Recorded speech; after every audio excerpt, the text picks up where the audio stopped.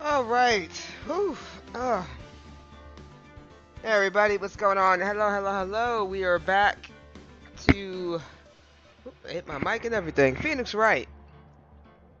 When nothing can be right and right can never be wrong.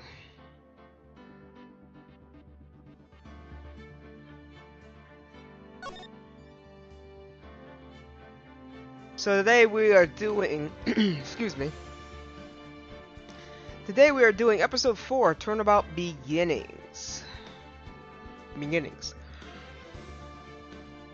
Ooh, excuse me. Sorry, I had to eat some food and I might be getting the itis. Oh my god.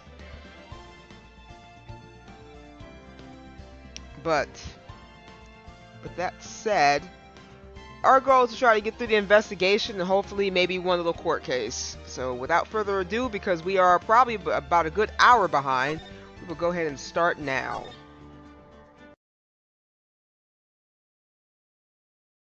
The girl. Let her go.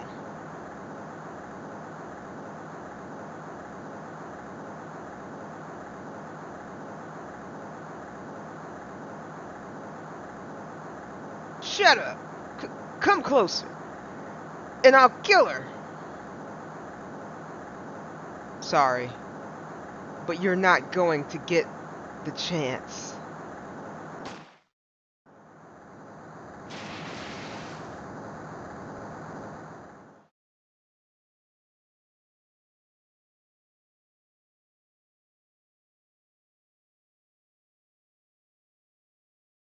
I'm reading through the file of an old court case. It was the first case of my longtime mentor Mia Fey.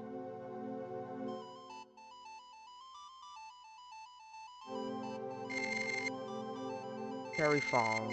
Kidnapping. Murder. Sentence. Death penalty.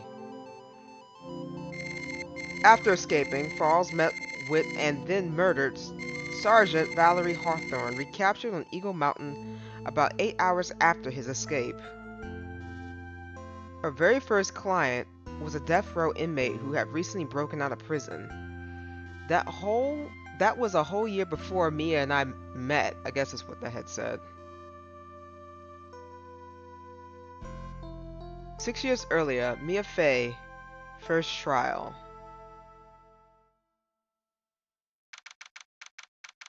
February 16, 9:24 a.m. District Court, Defendant Lobby Number 4. Ugh, I'm so nervous. I feel like I'm gonna die. I never should have accepted this case.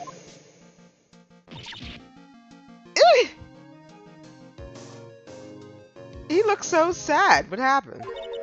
Ah, good morning. Don't be so jumpy, Mia. I didn't do nothing, I swear. I didn't kill nobody. Terry Falls, my first client. Sentenced to death 5 years ago, and now a prison escapee. Just relax, Mia. Make small talk and try to relax it. So why did you escape anyway? I'm sorry. I'm sorry. I didn't do nothing. I didn't kill nobody. I never lie. Didn't escape from nowhere.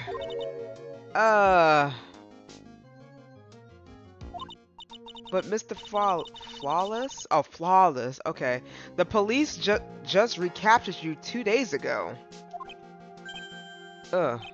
Sorry. I told a little lie. Oh boy. But anyway, I didn't do it. I never killed nobody. Sorry for asking, but you're on death row, right? I'm really sorry. They sentenced me to die 5 years ago. But I was tricked, I tell you. That woman, she lied in her testimony. That's why I got the death penalty. I swear it. I didn't kill her. I could never do that. You look so sad, sir. Look at those little sparklies.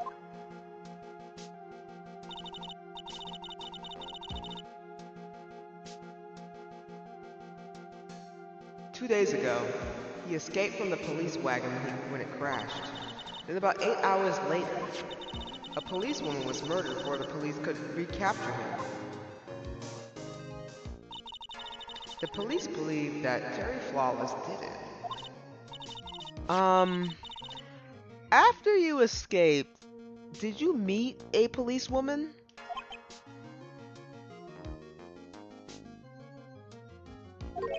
Yeah, I did. She's the reason I escaped. So that much is true. He did meet with the victim. But I didn't kill her. She was alive when I left. She was alive. It's true. I can trust him, right? I mean, I should. Ha. You're not going to figure out the truth by just staring at the guy. Um,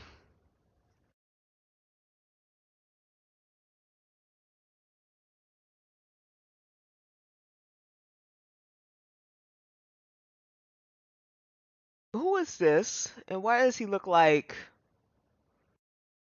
Mr. Gatto? Who is this and why does he look like Mr. Gatto? Like I see the facial features. Is this Mr. Gatto? No, it can't be Mr. Gatto. Maybe it's his brother, right? Maybe he has a sibling or something. I don't know. Why are you here?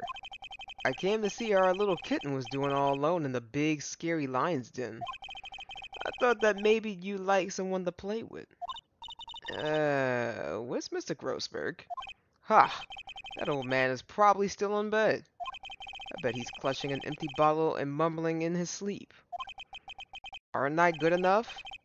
After all, it's me, Diego Armando. Armando. Armando? Okay, so that's not Mr. Gatto.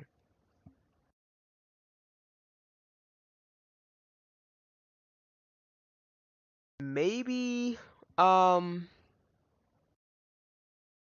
maybe he has a brother that looks like him? Or maybe I'm just tripping out. C- Okay, maybe I'm tripping out. I didn't say. So Diego Armando, the finest attorney in Grossberg law offices, is here for me? No, no, no. You got it all wrong. Today, you're the finest. Oh, wow. Look at the Rizzler over here. After all, it took an amazing amount of guts to take this case. Imagine, an escaped death row convict for the first client. Yeah, thanks. I sure wish I could get out of it, though. Ha, relax. I just heard some good news. The prosecutor for today is fresh out of his diapers as well. Really? However, unlike a certain somebody who I won't mention, he's earned a reputation as a genius since the beginning of his law career. G Genius? Well, it's about time to head in, kitten. Sharpen those claws of yours. It's time to go. Oh, it's go time. A solitary confinement cell for the condemned must be the world's loneliest place. And that's what my client ran away from. Every other lawyer gave up on him, but not me. When I saw those overflowing eyes and heard that simple childlike voice, I just had a feeling that he was telling the truth.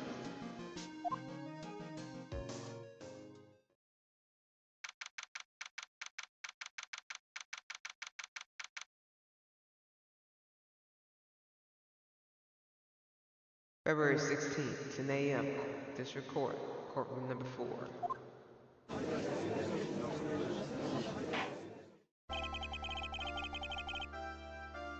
Court is now in. Oh, wait, who was that?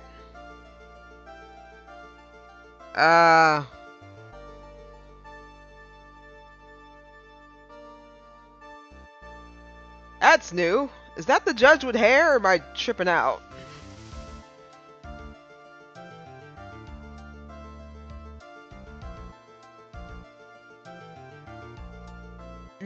I don't think that's the judge with hair.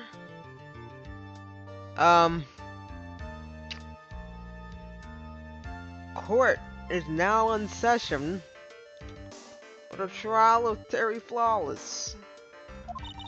The defense is ready, Your Honor. The prosecution has been ready for a while, Your Honor.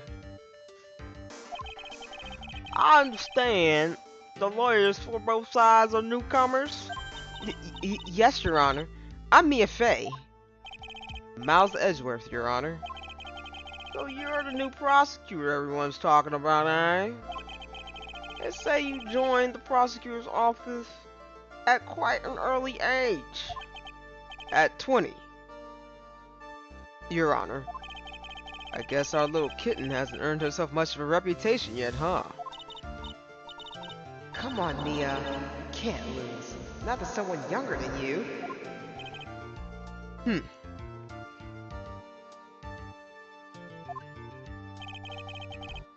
Young people running the trial.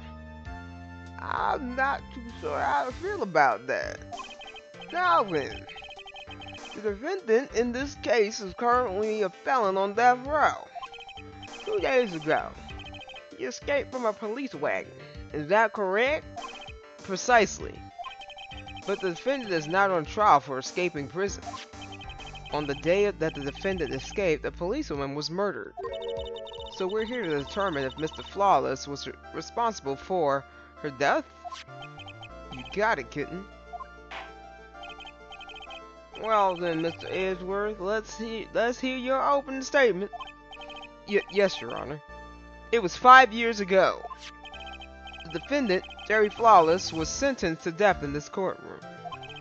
His crimes were kidnapping, extortion, and murder. The girl he threw off the bridge was only 14 years old. That's crazy. I thought somebody was shot.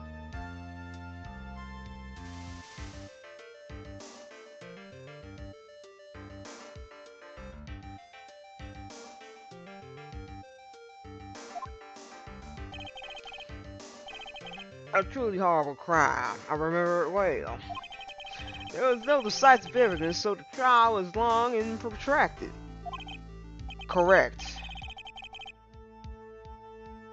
But in the end, what decided the case was a certain witness's testimony. A witness's testimony?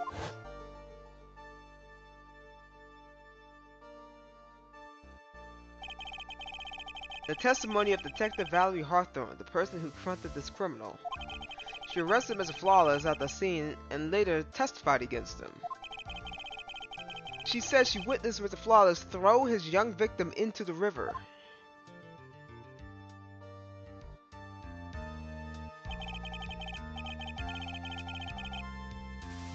For those who are not aware, Eagle River is well known for its powerful current. So is the person who fell in the river dead then?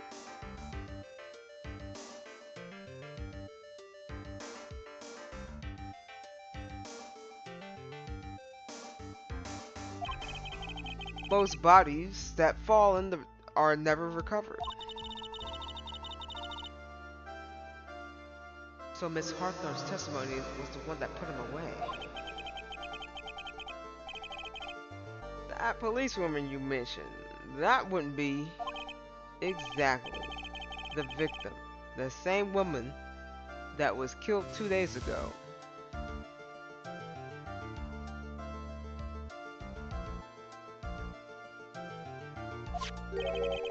Police Sergeant Valerie Hawthorne. Aha!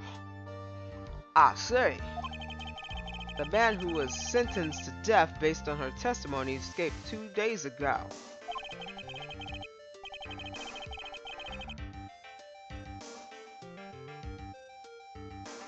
with only one thing on his mind: to take revenge against the woman who convicted him. Hmm.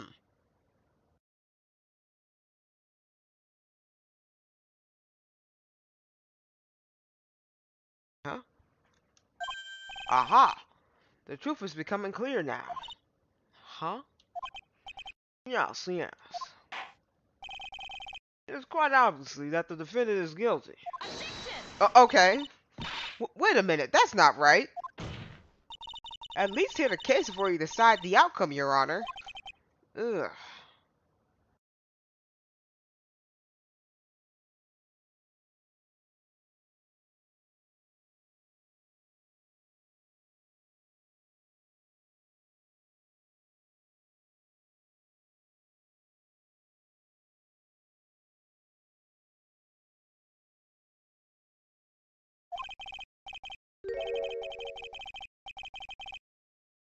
Watch yourself, Miss Faye. I'm not sure I care for your word choice or your tone of voice. Young people these days simply don't know how to respect their elders.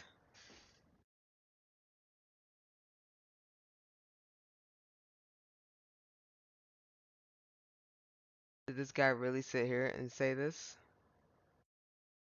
What what's different about Edgeworth? I feel like he just looks different. I feel like this dude just looks different.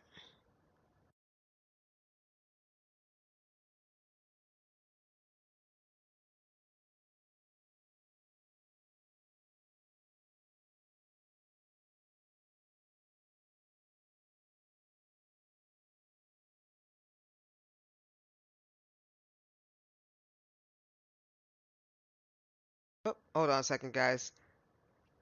Hey, doll, what's going on? Hi. What's going on, doll? It's been a minute. Give me 1 second. I just got a message on my phone.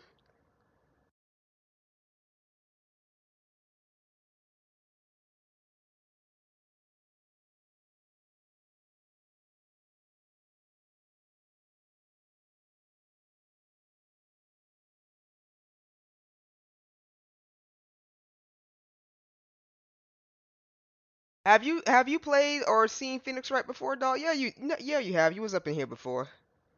We're gonna jump into this new case in a hot second. So far,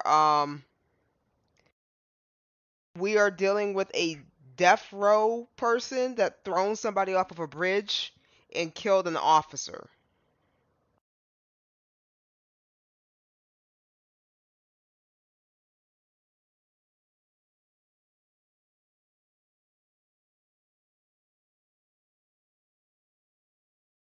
Okay, there we go. Sorry about that. I was getting distracted because I kept getting like messages.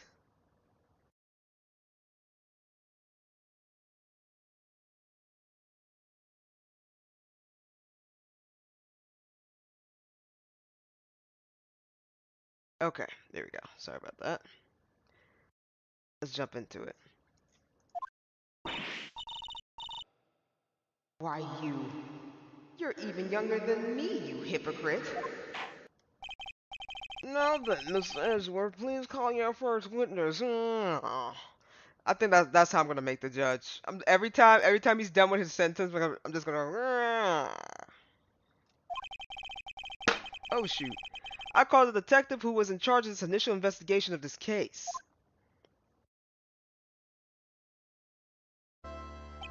Witness, state your name and occupation. Gumshoe. D. Gumshoe. I'm the homicide detective in charge of this case, sir. I finally got promoted to the detective division half a year ago. I don't believe anyone asked you about that. Hey, ma'am. You got any idea how much work it takes? What is it?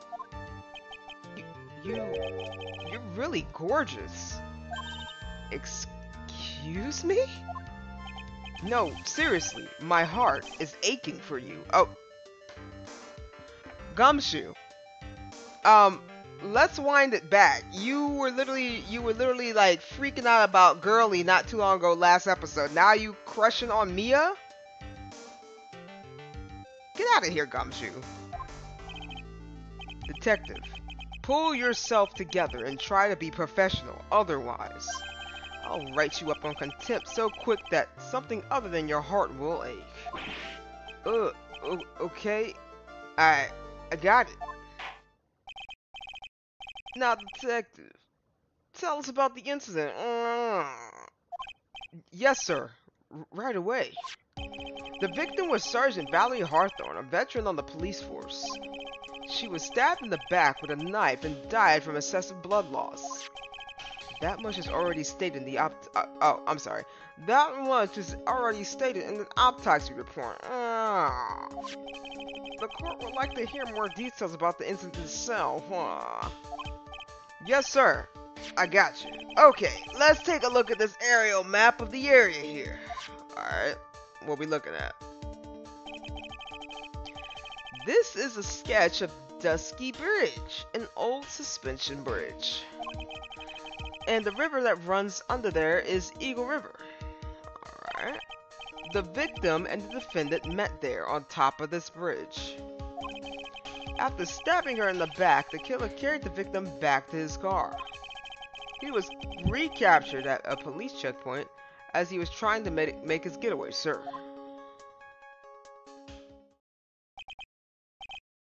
Huh. I say. Dusky Bridge map added to the court record.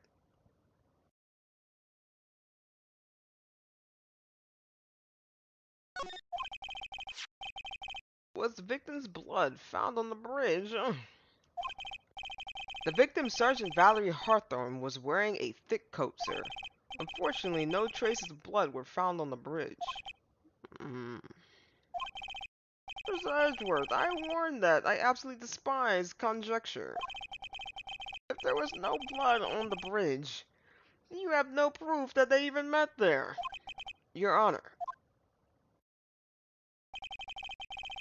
if you would just listen to the testimony we have prepared, I'm sure you will be convinced. The two of them most certainly did be on the bridge that day. Why, Mr. Edgeworth, I'm not sure I like you wagging your finger at me as though I was some hoster. Detective, proceed with your testimony.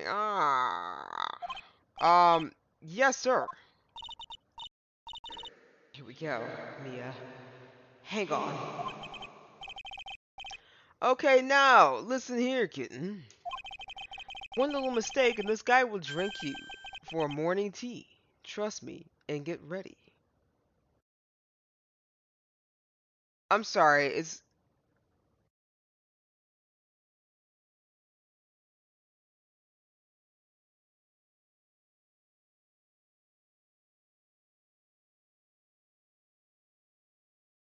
I'm kind of thinking...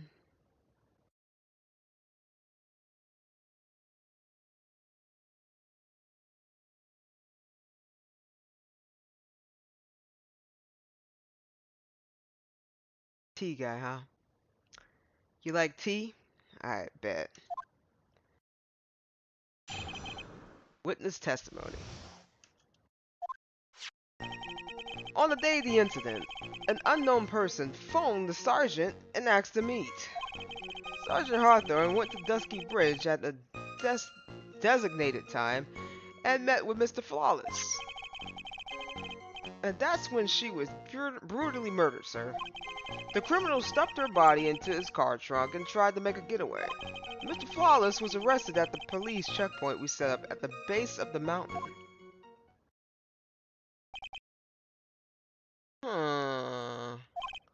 Well, you certainly have established an importance of the bridge. Naturally. Now, will the defense please hurry up and proceed with the cross-examination? Yes, Your Honor. Cross-examination. Coming right up. Hey, settle down there, kitten. If you keep trembling like that, you're going to make me spill my coffee. I thought that was tea. I'm not trembling. It's just cold in here. The courtroom can be a cold battlefield, alright? Especially for a beginner.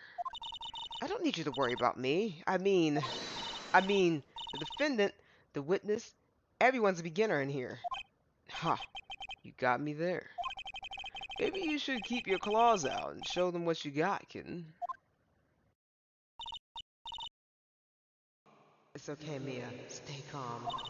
Just remember those court procedure videos you stayed up all last night watching. Summary of the incident. Hold on a second, guys. Real quick. Be right back real quick. Be right back real quick. Be right back real quick.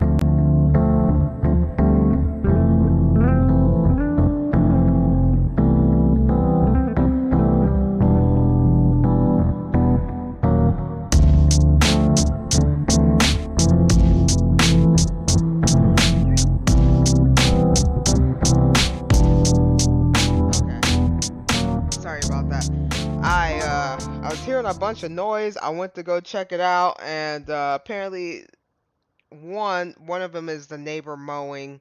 It is pitch black outside. I don't know why they're mowing. And then the other one, it's nowhere near me, so it's all good. Anyway, back where we're doing. Summary of the incident. On the day of the incident, an unknown person phoned the sergeant and asked to meet. Sergeant Hawthorne went to the Dusky Bridge at the designated time and met with Mr. Flawless. And that's where she was brutally murdered, sir. The criminal stuffed her body into his car trunk and tried to make a getaway. Mr. Flawless was arrested at the police checkpoint we set up at the base of the mountain. Alright.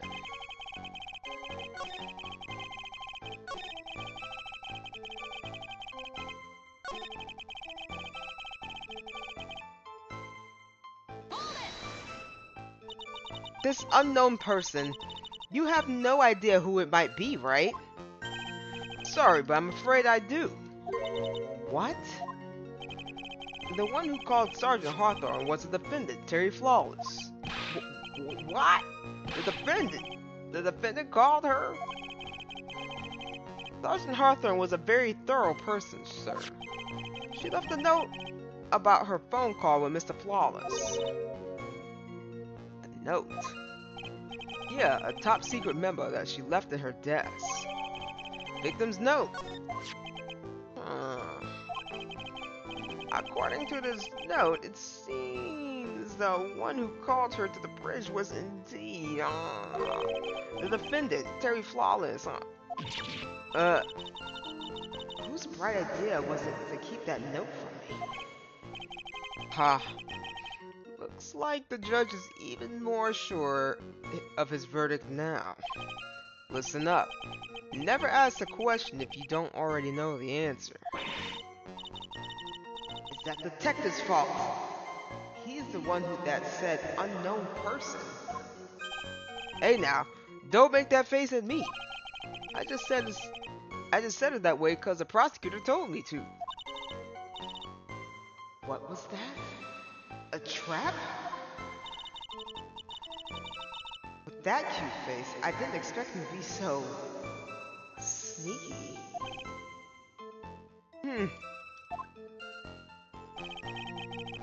Sergeant Hawthorne went to Dusky Bridge at the designated time. A bridge in the mountains, but why meet there? Because it's a very important place to the defendant, that's why. What do you mean by that? If you remember, 5 years ago, the defendant kidnapped a young girl. He was chased onto a bridge, and it was there he killed his hostage.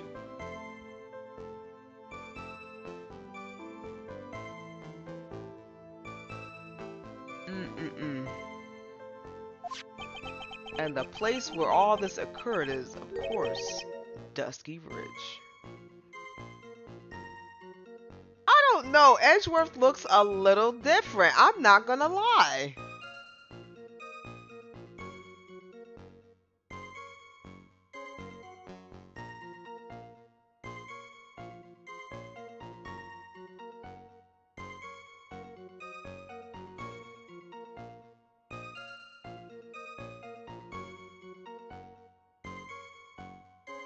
I'm trying to put my finger on it, that's the problem.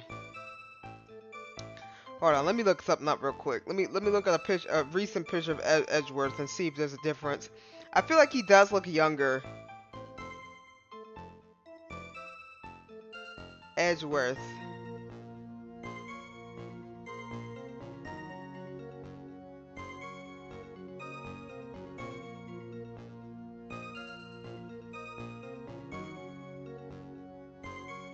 Edgeworth.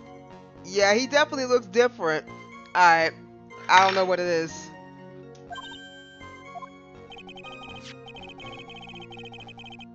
The very place where Sergeant Hawthorne arrested and handcuffed Mr. Flawless. Ah. Return to the scene of the crime. How nostalgic. That's where she was brutally murdered, sir. Was the body of the victim discovered right away? Yeah, we were really on the ball. We found the criminal within 1 hour of the murder. It was great. We even got to say, "Don't move. We got you surrounded." Wait a second. Isn't there something weird about that? The location was a suspension bridge up in the mountains. So how did they find out about the crime so quickly? Sergeant Hawthorne must have mentioned the phone call to someone else, right? Ah. That's what had happened, then she wouldn't have been killed. She never mentioned a phone call from Mr. Flawless, but she left a note on her desk about it. If only I had noticed earlier, maybe she'd still be alive.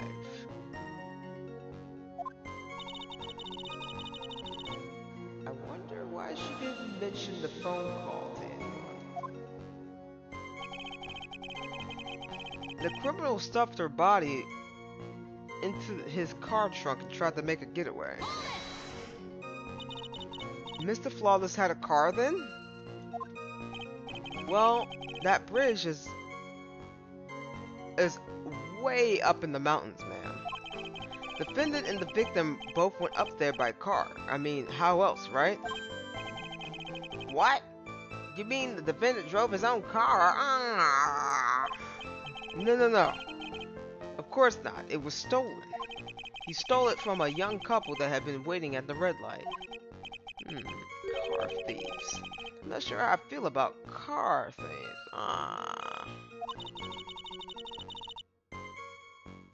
Is this guy sure about how he feels about anything? This is a photo of the stolen car's trunk. Naturally, that's the body of Valerie Hawthorne in the picture. Wow, that doesn't look too comfortable. Crime photo.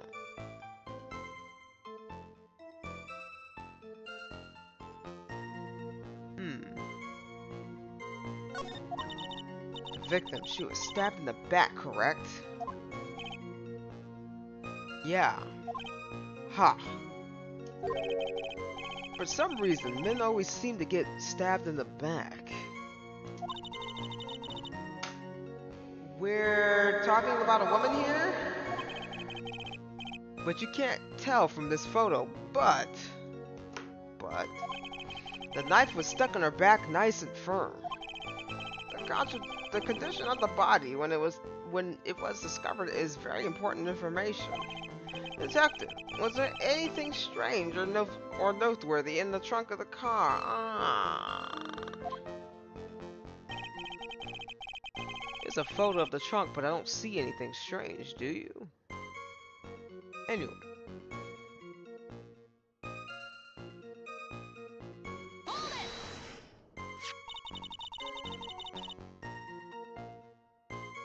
What did the defendant have to say about this photo?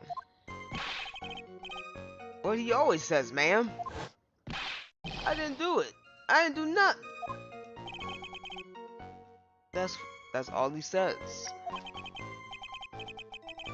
Nothing. I wouldn't say he did nothing. At the very least, we know he stole a car. It's just what he always says, Your Honor. And then he always says, sorry. I told a little lie.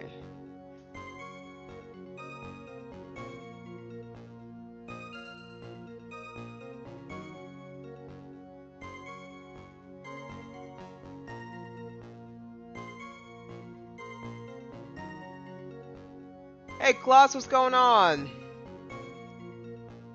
Welcome to the stream.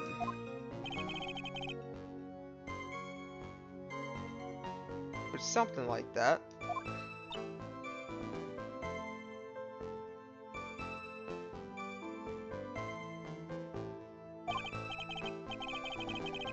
Just got home? Oh, okay. Well, I just started streaming 38 minutes ago.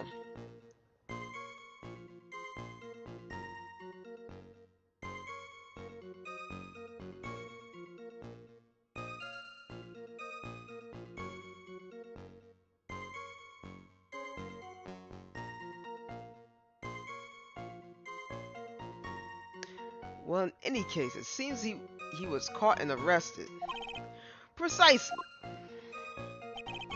Mr. Flores was arrested at the police checkpoint we set up at the base of the mountain. That certainly is some impressive police work. Well, no, actually, it was way too close for comfort.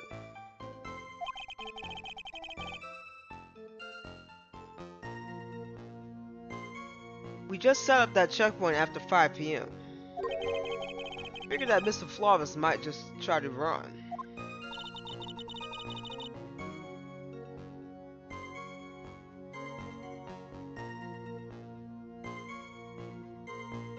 What do you mean it was too close for comfort? The two of them arranged a meeting at 4:30 p.m. And it takes approximately 30 minutes to go from the bridge to the checkpoint. That was kind of close. Any later, Mr. Flawless would have slipped right by. Listen up, kitten. There's a big trap waiting for you in that testimony. A trap? Walk into it clearly and it'll leave more than just a flesh wound. Fun, huh? No, it's not! Well, if you want to have any chance at all, you better get some more information.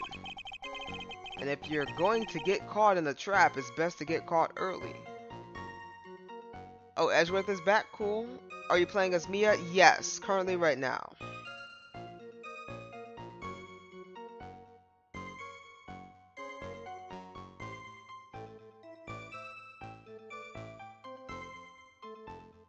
Okay, and if you're going to get caught in a trap, it's best to get caught early. Oh, he's right. You can always look for contradictions afterwards.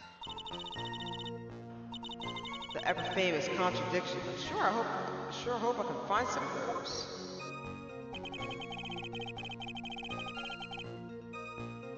On the day of the incident, an unknown person phoned the sergeant and asked to meet. Okay. Sergeant Hawthorne went to Dusky Bridge and at the designated time and met with Mr. Flaws. That's when she was brutally murdered. The criminal stuffed her body into his car trunk and tried to make a getaway. Here's a photo of the trunk, but I don't see anything strange, do you?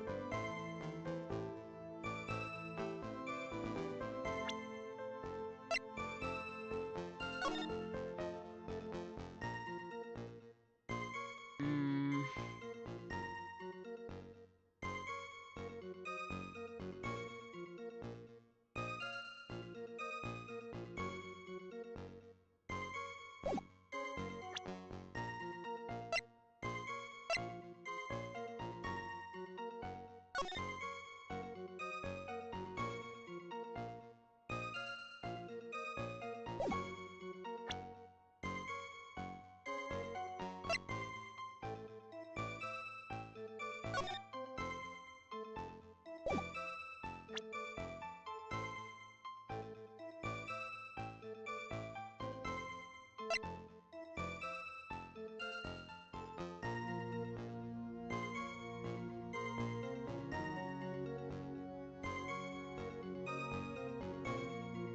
I'm going to my friend's 18th birthday party tomorrow, and I'm going to get wasted.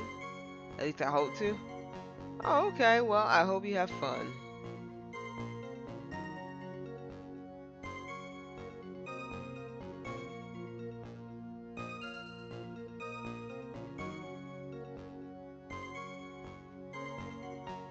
Hmm.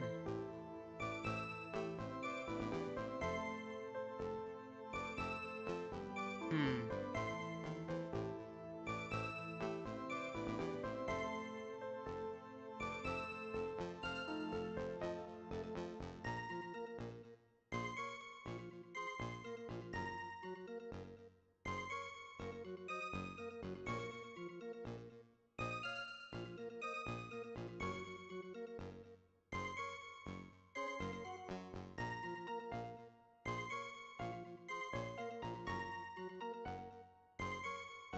Hmm.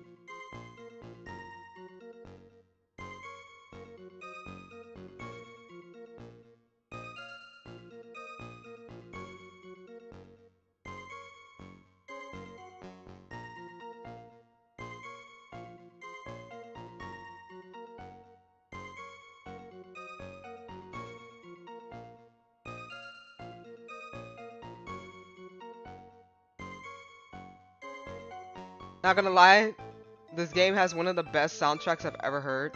For the past minute, I was just jamming to this simple loop. Oh yeah. I'm just thinking, that's all. So we got Valerie's autopsy report. So I'm gonna fill you in while we here. So our client is a death row mate. He apparently killed a police officer.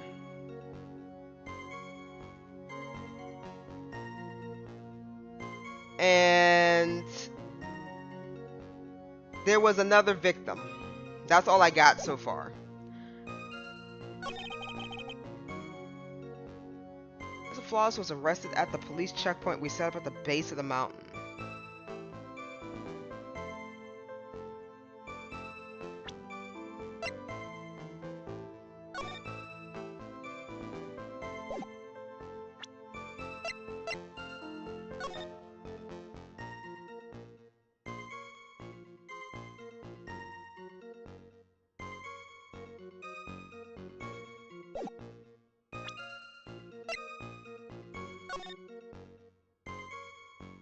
Where is the base of the mountain?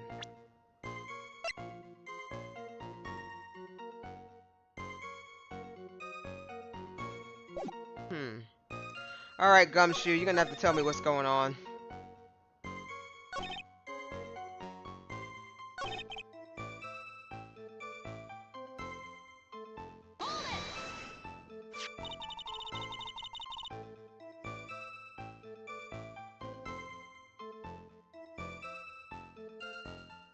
What did the defendant have to say about this photo? What he always says, ma'am. I didn't do it. I didn't do nothing. That's all he says. Nothing. I wouldn't say he did nothing. At the very least, we know he stole a car. It's just what he always says, Your Honor. And then he always says, sorry, I told a little lie. Or something like that. Well, in any case, it seems he was caught in the rest. Precisely. Okay, let me see something here. Certainly is some impressive police work. Well, no, actually it was way too close for comfort. We set up that checkpoint just after 5 p.m. We figured that Mr. Flawless might try to run. What do you mean that was too close for comfort? The two of them arranged to meet at 4:30 p.m. And it takes approximately 30 minutes to go from the bridge to the checkpoint. That was kind of close.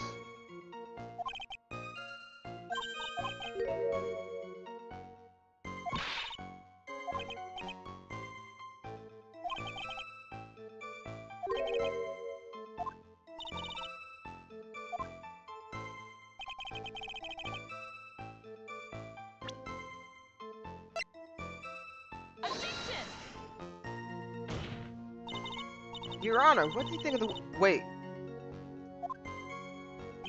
I don't think... Wait, guess I don't think anything of it either. Then we don't have a problem, but we do have a penalty. There wasn't a... Oh. There wasn't a problem. He couldn't have just let it slide?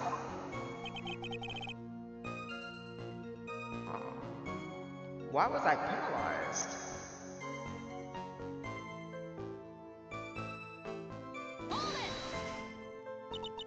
This unknown person. You have no idea who it might be, right? Sorry, but I'm afraid I do.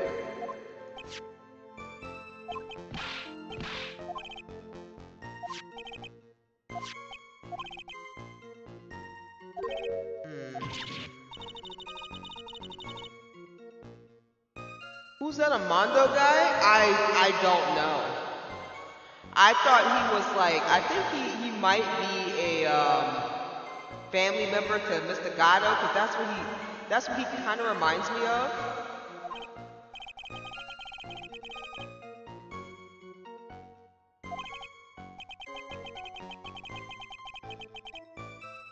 Listen up. Never ask a question if you don't already know the answer.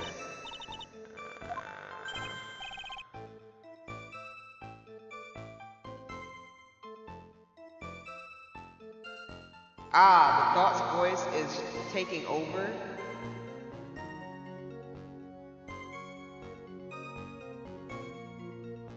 Oh shoot. My bad.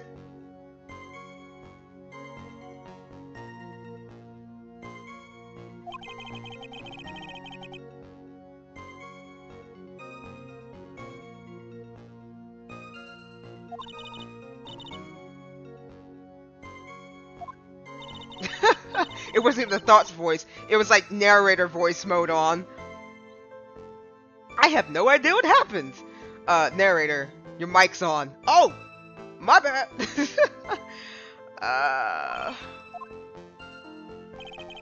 Sergeant Hawthorne went to Dusky. Okay. Sergeant Hawthorne went to the Dusky Bridge at the designated time and met with Mr. Flawless. Okay, so she messed with the she met the prisoner, and that's where she was brutally murdered. I don't know what I'm looking for here.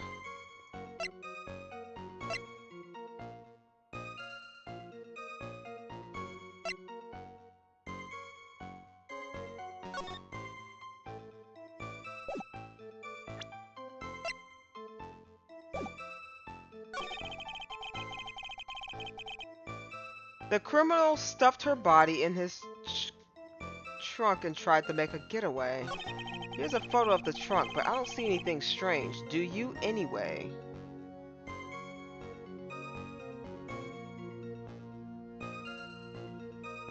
But I don't see anything strange. Do you anyway?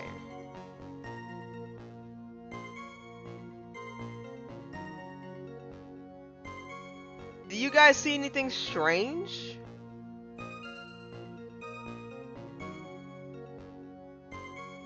The only thing I'm seeing that's strange in this photo is the dang on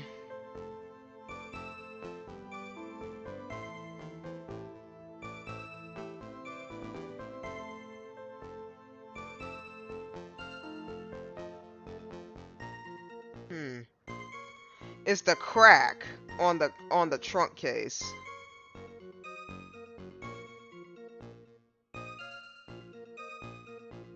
I don't really see anything other than that though.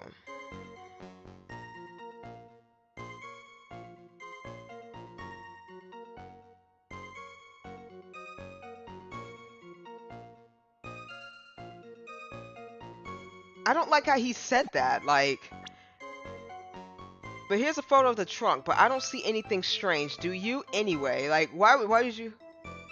Can you press him about the photo? What did the defendant have to say about this photo? What he always says, ma'am.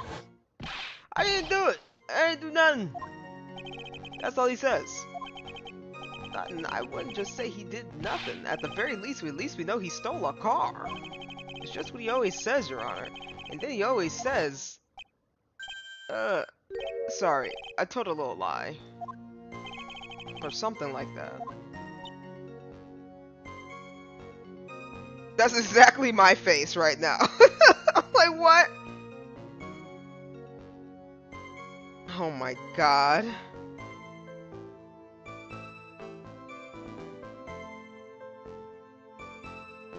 I didn't do nothing.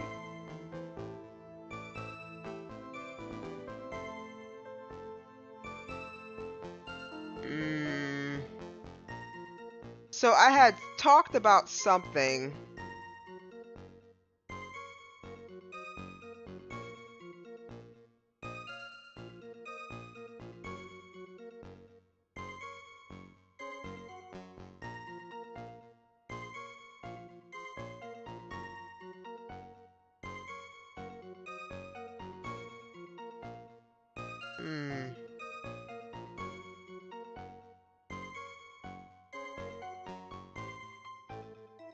Okay.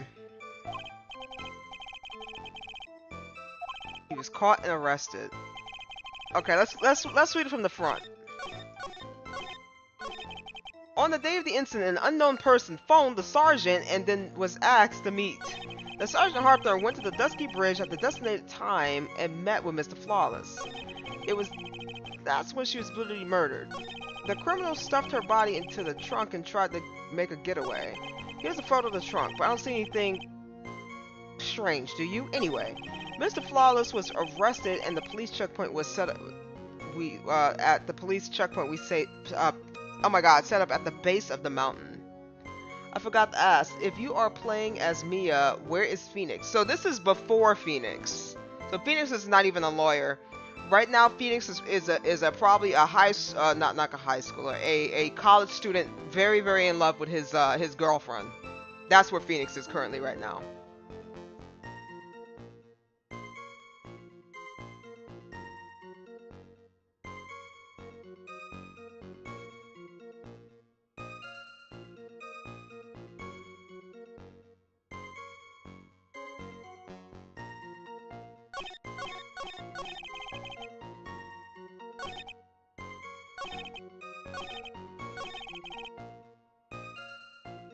The criminal stuffed her body into his trunk and tried to make a getaway.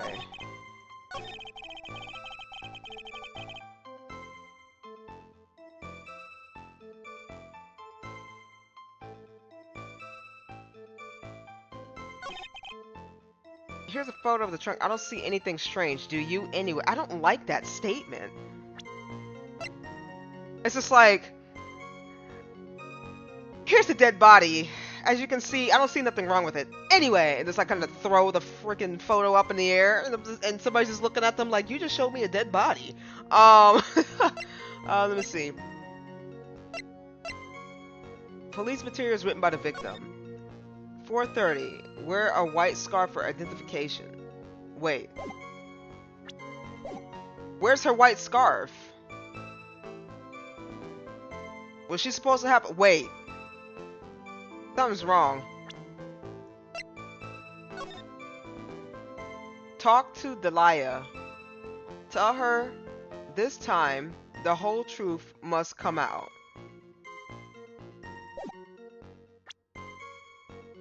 Objection!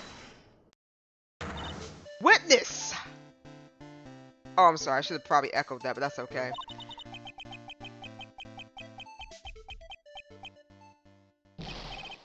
What is it? Do you have something to say, Miss Faye? I'm sorry. I totally forgot what I was gonna say. This is the first time I actually had to address someone like that. You should have practiced before coming out to court. Honestly, Miss Faye, I'm not sure I like this. Say there, little kitten. Want a piece of my coffee candy?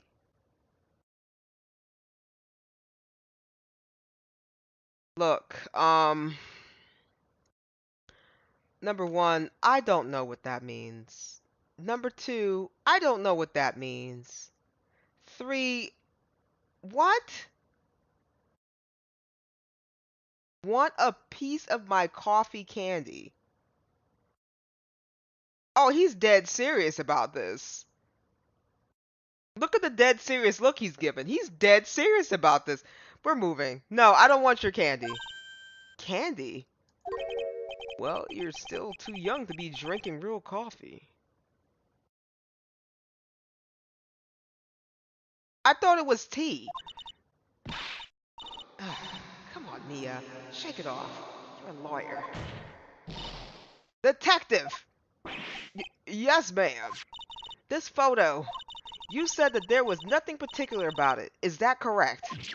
Yeah, that's what I said. Well then, I suggest you take another look at the note written by the victim. The note? It very clearly says, wear white scarf for identification. The caller must have forgotten what the victim looked like. Thus, this special request. I have one very simple question for you, Detective. Where is the white scarf? I can't seem to find it in this photo. Well, to be honest, we didn't find it in the trunk, ma'am. And you stopped there? You should have looked for it.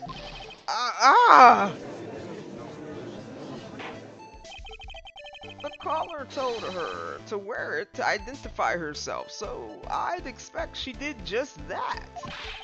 Well, Mr. Edgeworth, what do you have to say about this? Ah. I see the defense is a little lacking. The scarf you are searching so desperately for is this one, perchance? Ah. Where did you find that, sir? On Dusky Bridge. I was there first, and I decided to conduct my own investigation. Why? Why didn't you tell me? Made a decision to keep all the pieces of evidence in my personal satchel. It's the safest place I know. That hotshot sure has a flair for the dramatic.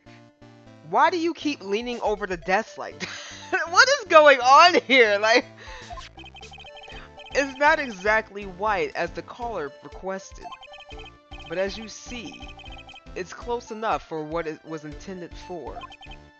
It looked like it spent some time in the mud. Not surprising. It was drizzling on the mountain that day. Prosecutor Edgeworth. He was intentionally hiding that scarf the whole time. The court will accept the scarf into evidence. My bad. The court will accept the scarf into evidence. Ah.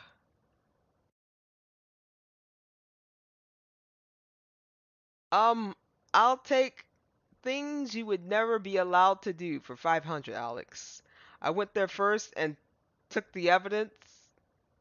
Oh, yeah, that's true. What's going on, Magic? Welcome to the stream. Welcome, welcome.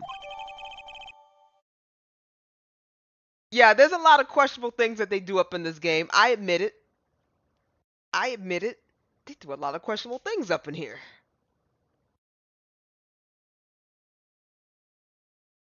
Scarf is added to the records. Now, if the attorney for the defense is finished embarrassing herself, I'd like to move on with the testimony. That is all right with you, isn't it, Miss Faye? Boy, would I like to wrap this scarf around his smarmy little neck. Good. Now, if we're done with this mud-covered scarf business, the prosecution moves to establish conclusively and with hard evidence that Miss Hawthorne and Mr. Flawless did indeed meet on the bridge that day. Further, we shall show exactly what occurred there. That sounds quite promising. I can't wait to hear it all about it. I'm sad. Everything is moving at his whim. Don't forget, kid. There's a reason why everyone considers this kid a genius. A genius, huh? Events on Dusky Bridge. Yeah, I'm sorry. Because the other judge is not there, and I don't know who this judge is, I'm just giving him a random voice and where he just says at the end. So please bear with me. Actually, there's an eyewitness who was there when the incident took place. This photo was accidentally taken by the witness. It shows the Vic wearing the scarf, sir. It was drizzling that day. Unfortunately, it's a little hard to see what's going on. What do you mean it's a little hard to see what's going on, Gumshoe? She's standing right there with the hat and the scarf, and he's standing right there in his convicted outfit with the chains on. The heck is he talking about?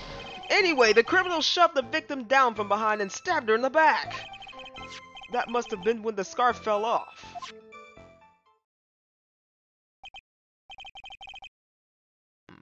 Looking at this photo, you really get the sense that this bridge is very high up. It's about a 40-foot drop from the bridge to the Eagle River down below. Mr. Edgeworth, who took this photo anyway? Let's just say that it was a well-intentioned third party. Is that the same scarf? Yes, that Edgeworth randomly picked up during his own investigation and didn't claim it into evidence until now. Yes, I think that is the same scarf. Aha! A potential witness. So why isn't this person in the courtroom? Ah. Well, they said they absolutely did not want to testify.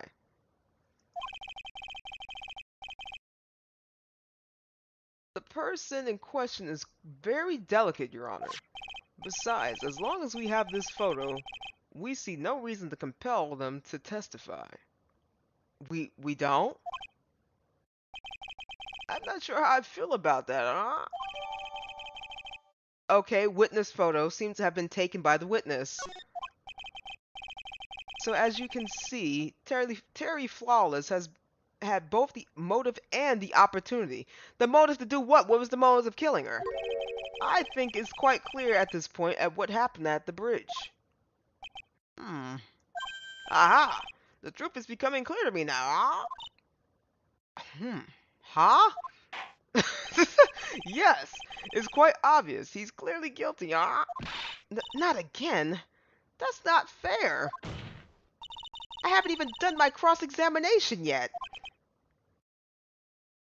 Why does he look like that? Oh my god, I think that's why I was making the bird sound, guys. Because he looks like a goddamn bird. I just don't know what kind of bird. It's like a bird that stares into your soul. That's what he's reminding me of right now. Please stop, sir. Where is our old judge? Where is he? Where is he? This is creeping me out. What do you mean, Okay, we're gonna do the cross-examination next. What are you guys saying here? Who the F meets a criminal on the bridge on purpose? Isn't it not testifying against the law? That judge has the toucan look? The toucan look. It was scaring me, to be honest with you. Honestly, what was our evidence that we had? So there was a reason. Okay, first of all, I know they were talking about his escape and whatnot, but I don't know. She was a police officer. She was a sergeant. I don't know why she met him on the bridge alone by herself in a hat and a scarf. But maybe she was thinking of trapping him there so they can arrest him. I truly don't know what was the reason to do that, or I wasn't paying attention. One of the two. Actually, there was an eyewitness who was there when the whole incident took place. Did we read all this before? Oh yeah, we did. Yeah, we did. Actually, there was an eyewitness who was there when the incident took place. Who is this eyewitness? She's a college student. What? What was she doing in the middle of the mountains? A female college student? That's right. Meaning she's female and a college student, ma'am. She doesn't do well in front of other people, so I came to testify for her. What? Maybe so, but as an attorney for the defense, I have the right to cross-examine her. Objection! For the time being, we're not relying on the witness's statements. That is all. What is that supposed to mean? The prosecution has other more decisive evidence. Our case doesn't rest on the vague testimony of a female college student. A female college student, eh? Ah! It means she's female and a college student, sir. If you absolutely must hear her testimony, you'll have to give us a good reason why. Please tell us about the more decisive evidence in question, ah? This photo was actually taken by the witness. It shows the victim wearing the scarf. The victim is wearing a scarf in that photo, alright? So, about the witness who took this photo, what was the person doing all the way in the mountains? That's what I'm saying, like, why would you be... Okay, go ahead. She was taking photos of wildflowers, apparently. Oh, for like a project? There are many unusual types of flora on that mountain, Miss Faye. People in the area say that it's because there are spirits that live there. Spirits? Now you mention it, this photo. This cloudy fog-like thing. Is it a ghost? I don't believe it. Ah, what the fudge is he talking about? No, Your Honor, no, I don't think it's a ghost. It was drizzling that day, unfortunately, and it's a little hard to see what's going on.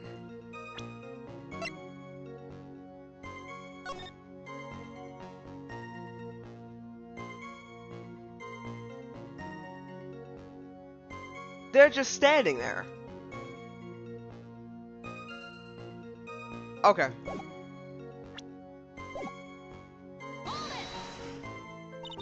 Drizzling, huh?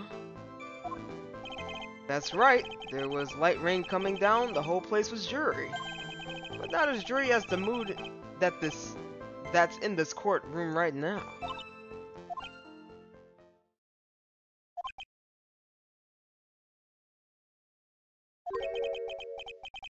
Looks like a cold front just moved in. In any case, the point is that the area was quite damp. There was even some fog. I even slipped and fell while I was on the bridge. It was really something. Oh my god. Anyway, the criminal shoved the victim down from behind and stabbed her in the back. How? Is that part of the witness's testimony as well? Of course it is. He pushed the victim hard in the back and she fell down right on her stomach.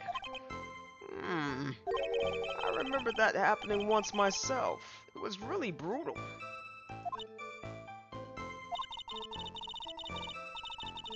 Are you talking about seeing someone get pushed, or were you the one getting pushed? Or does it mean that you were pushed? Or does it mean that you pushed someone down like that once? With his mind-boggling tales and the way he said brutal, I wonder if he's Canadian. Ha! Save your nasty look for the right person. Huh? Take a look. Poor baby. The court record seems to have wet itself.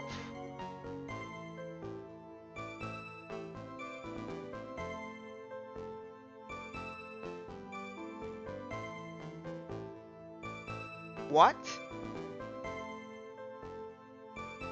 What? What? What does he mean? What does that... Did we translate this? Did I read that?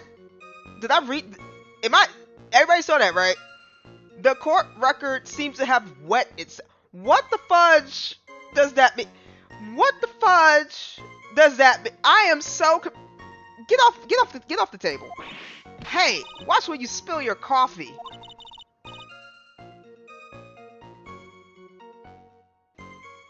The court record, huh? That must have been when the scarf fell off. So in other words, there was a struggle between the criminal and the victim, huh? That's what the witness said. Well, it looks like she didn't remember about the scarf. But from what she said, it sounded like a pretty violent fight, ma'am. There are areas... The area was wet from rain. The bridge was probably wet too. Which would explain why the scarf was covered in mud, but... There's something about this testimony that's still bothering me. Huh. Talk about surprise. I had no idea there was a photo. Where were you this whole time when they showed the photo? So what do I do? You really still believe him? Mr. Crybaby, I mean. Of course I do. So the little kitten believes in fairy tales, huh? In that case, the answer is obvious. If what you believe is the truth, then that means that somewhere hidden in that testimony is a contradiction. One huge contradiction waiting to be discovered. That's your chance. Alright. Let's look for this contradiction. Actually, there was an eyewitness who was there when the incident took place. This photo was accidentally taken by the witness. This does not look like an accident.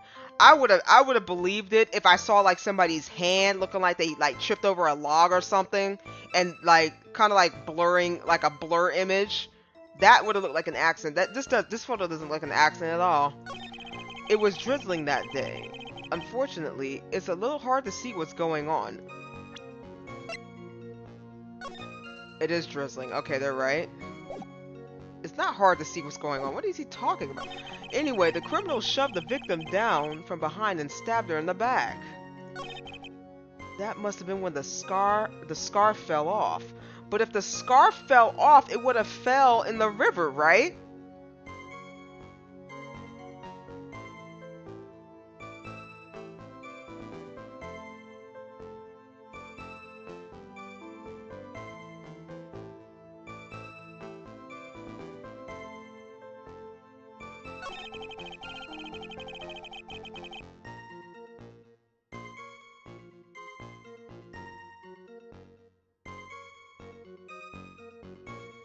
Anyway, the criminal shoved the victim down from behind and stabbed her in the back.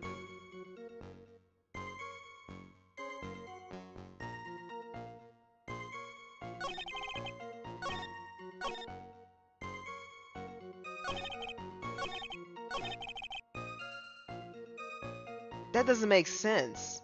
Because if they're on the bridge... I don't know which way they were facing. Hold on. Which side does she have? Does she have the one with the... So from that angle, it looks like they're in the map where the car's on that side. How did he push her from behind if they were standing next to each other? That's what I'm saying. Like, where there was no... And again, if you look at this picture right here of the map, there's no way that she can go. If he's standing to the left and she's standing to the right where this broken particle is, and he pushed her and stabbed her in the back, that wouldn't make any sense.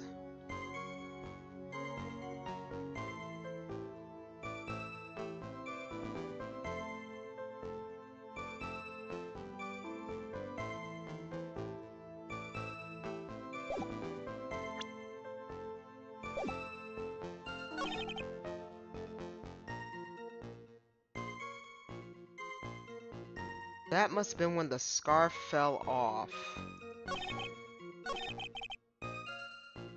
What? Can I see the... But if she had fell... She's not even muddy, though. If the scarf... What the fudge? I'm so confused.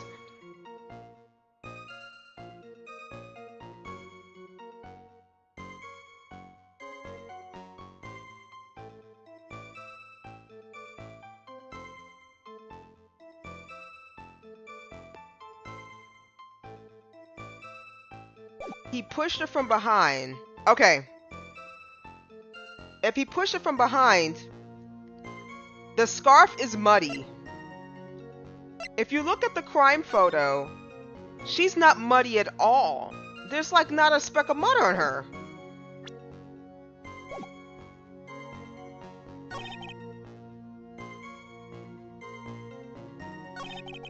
That must have been when the scarf fell off. Hold on a second.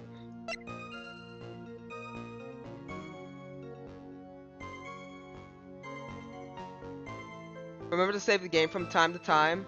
What does the autopsy report say again? The autopsy report says she was stabbed with a knife in the back. Died from blood loss between 4 and 5 p.m. But the problem is with that... Okay, she could be stabbed in the... unless he stabbed her after the fact. Something isn't right. Because she's clean. Let me hit this. So at the time of the crime, there was a light drizzle coming down, correct? Yeah, and fog too. Just generally soggy atmosphere. Huh. Well, I have evidence that doesn't go with the soggy atmosphere. But this photo of the victim's body was found in the car trunk. Ah. Considering the conditions at the scene of the crime, something isn't right.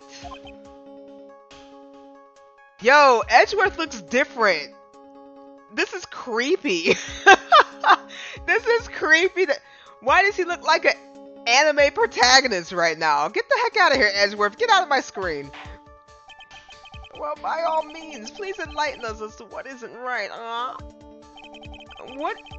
What is it about the photo that isn't right? I'm gonna have to say how clean she is, really. Am I right? I have no idea. Naturally, the answer is right here. Oh, I'm about to get flamboyant. I'm about to get flamed. I'm about to get, like, lit. Somebody's about to make a mixtape out of me in a second. Did I press the right one? Oh, the victim's coat. As far as I can see, there's nothing strange about it. Oh, I'm about to get flamed up. That's exactly what's strange. Oh, okay, I'm not. Cool. Recall the testimony. What were the conditions on the bridge that day? It was drizzling and foggy. Dusky Bridge was all wet.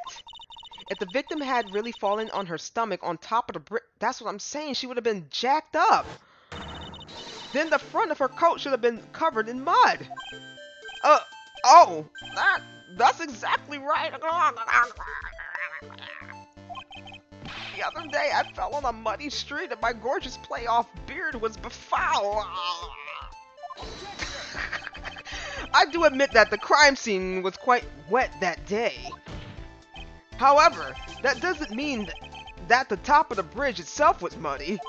If Your Honor had fallen in the shower instead of on the muddy street, your glorious hockey beard pride of the legal league would have been wet, not muddy. Fortunately, I had yet to test that. Still, your point is well taken. Can you still prove that the surface of the bridge was muddy that day? The surface of the bridge, huh? Ha! A real man wouldn't stand for a taunt like this. Neither would a real woman? Huh. Of course I can. Oh! Here is the evidence that proves the surface of the bridge was muddy. The only muddy thing that we have in our slot is the scarf.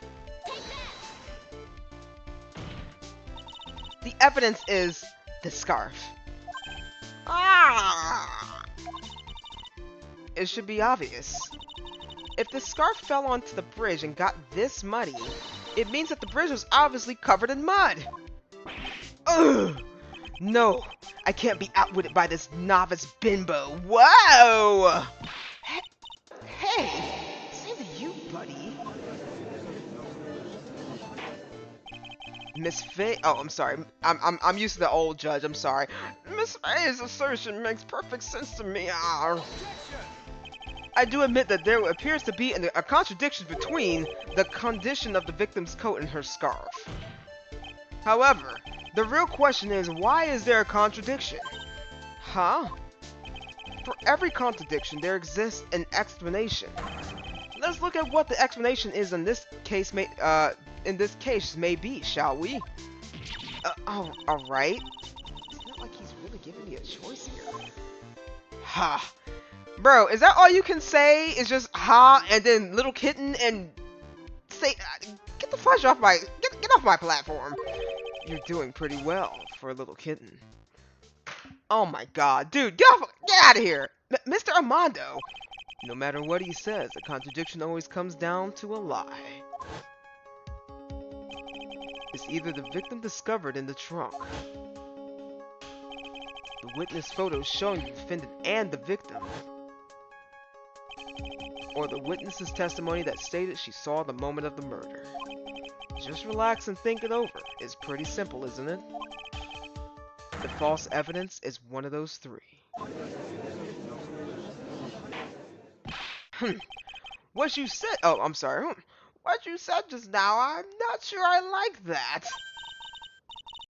That wasn't me, Your Honor. That was the coffee aficionado over here that said it. This court is not in the habit of accepting false evidence, you know. Blame it on him, Your Honor. He's the one trying to slip false evidence into court. But we won't let him.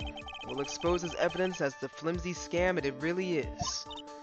Yes! The false evidence in this case is the body in the trunk, the witness's photo.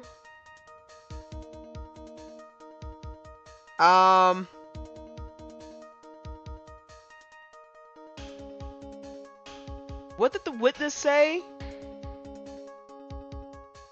That he stabbed her in the back? I think the body in the trunk is real.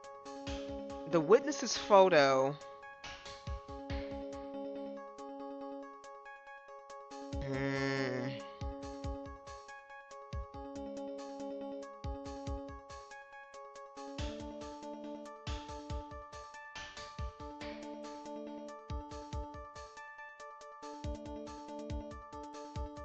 I think the witness's testimony is fake. Because she said she saw him push her and stab her in the back. That doesn't make any sense. Because if she's on the right side of that bridge, if I'm thinking that's the correct layout of how they have it, she wouldn't be able to escape. And if he had pushed her on the bridge and she had fell down, when she had fallen into the river, I don't think the witness's testimony is straight. It's a no-brainer. Obviously, it's the witness that's suspicious. During his earlier testimony, the detective pointed out a crucial fact. The criminal shoved the victim down from behind and stabbed her in the back. Now, that testimony is that the testimony exactly what the witness claims to have seen? Yeah, we haven't spoke to the witness at all. Yeah, that's what the witness told us. Huh. That testimony is filled with holes. After all, the victim's coat isn't dirty at all. That's true. Ha. It's not just true, it's the truth. If there was a truly decisive witness in this case, I'm certain that boy Wonder over there would have called them in the first place. Your Honor, the defense requests a cross-examination of the eyewitness. The testimony presented so far is not only vague, but contradictory as well.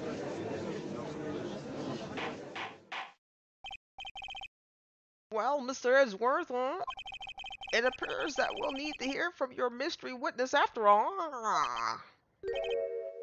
You should brace yourself for the brutal truth. Your Honor, the prosecution has no intention of hiding the witness from the court. We are prepared to present our witness at any time. Well, why didn't you do it the first time? Very well. Please bring the your witness at this time. What Mr. Edgeworth said kind of worries me. What does he mean by the brutal truth?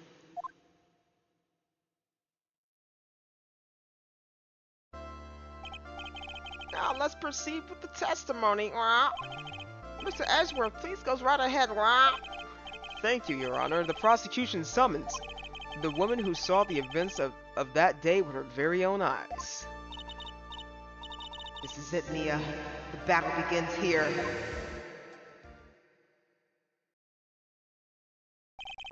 Witness, what is your name and occupation?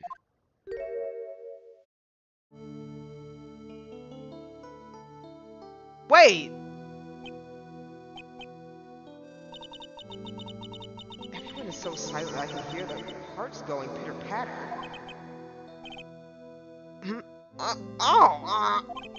When I look at you, how can I put it? You look as scrumptious as a double-double and a dozen donut holes. I feel like I want to hurry up and hand down a verdict just to have a bite. What? Judge, wait a minute, what? Hey, not so fast! As I said before, this witness is very sensitive and delicate. Oh no, Kami! Shut the hell up, Popo! Oh God! Who was that? Hey Valentine, thanks for the follow. You don't have to answer if you don't want to. But thanks for following, and I hope you enjoy the stream.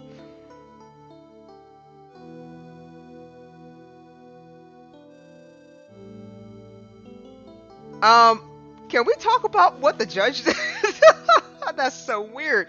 She's cute. Well, I'm kind of curious on why she's there, because I believe that's Phoenix's girlfriend, isn't it? Or did they not get together during this time? Weird stuff. Anywho. Yes, indeed. Thank you, Mr. Edgeworth. You are truly a gentleman. Ah. Miss Faye, you could learn a lot from this man, huh? He's such a gentleman. I'm sure he doesn't act like one to me. Sir? Yes, my dear. This is my first time, so I'm sure I'll make a lot of mistakes. Anyway, I just wanted to say I'm sorry for all the trouble I might cause. Not at all. There's no trouble at all. Now then, may we please have your name and occupation? My name is, Melissa Foster. That is not your name, I don't think. I'm a college student. A freshman in the literature department. You were on the scene when this unfortunate event occurred, correct? And you're the one who took this photo? Is that accurate? Wah! How can you be so mean? Bruh, what? Now see here, what are you doing shoving that in her face like that? Huh? But it's just a photograph. It's not like it's something dangerous. Next time I'll be forced to penalize you. Uh-oh,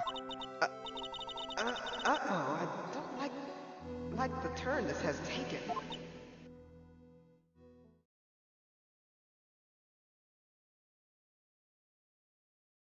Why is she silent? Valentine?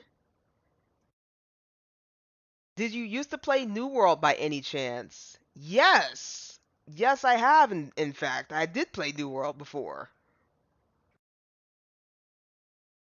It was a brief point in my life. How you doing? Welcome to the stream.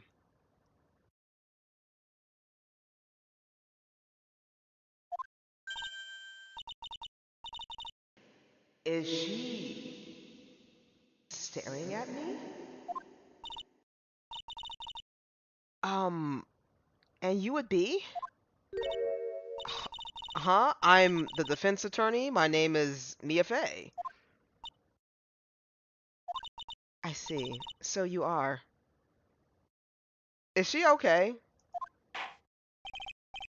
Now then, young lady, could you please give us your testimony? Yes, Your Honor. I'll do my best.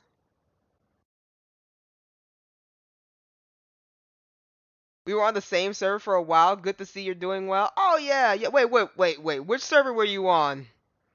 Which server? There were like, I think there was about maybe approximately either 2 or 3 servers. I can't really remember which one. But I know my very first server was Uno.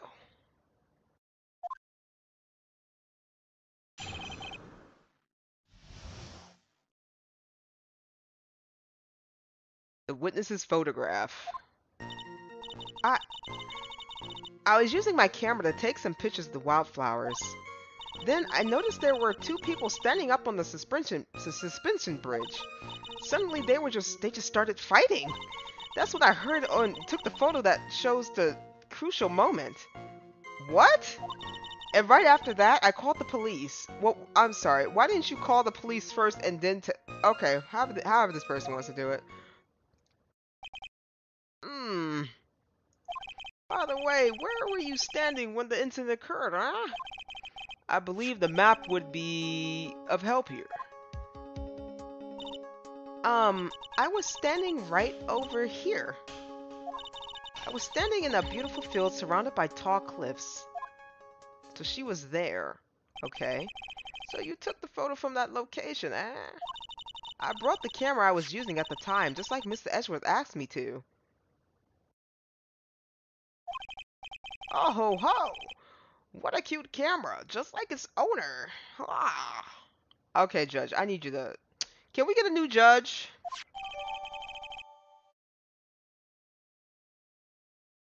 Camera was added to the court record.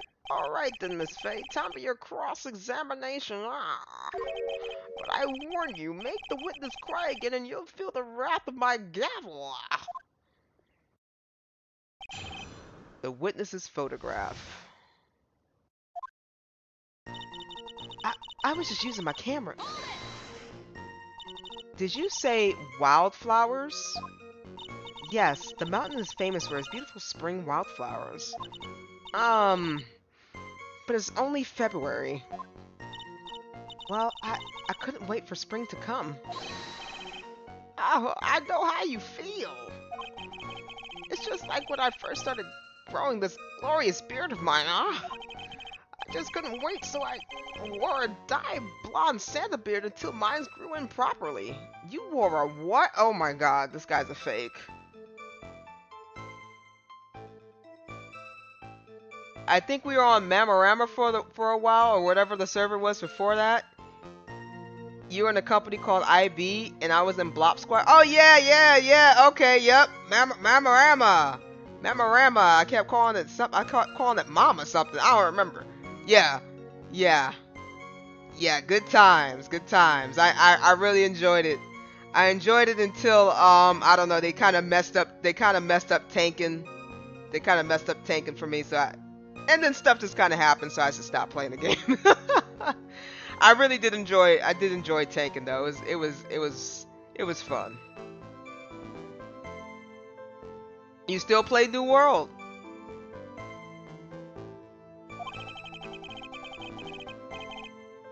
Would you mind that we got back to the facts of the case, Your Honor? Did I notice there were 2 people standing on the suspension bridge?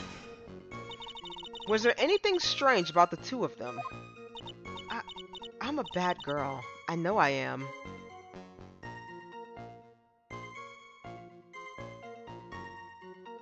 What?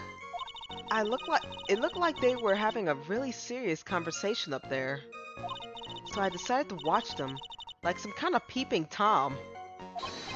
Not at all. Everyone is like that. I love watching other people fight too. In fact, I can't get enough of it. What the fuzz, Judge? Actually, that's why I took this job in the first place. You need to get fired. You need to get fired. Too much info, Your Honor. In any case, it's perfectly natural for you to have kept watching them, especially dressed as they were. Well, anyway, I was watching them very closely.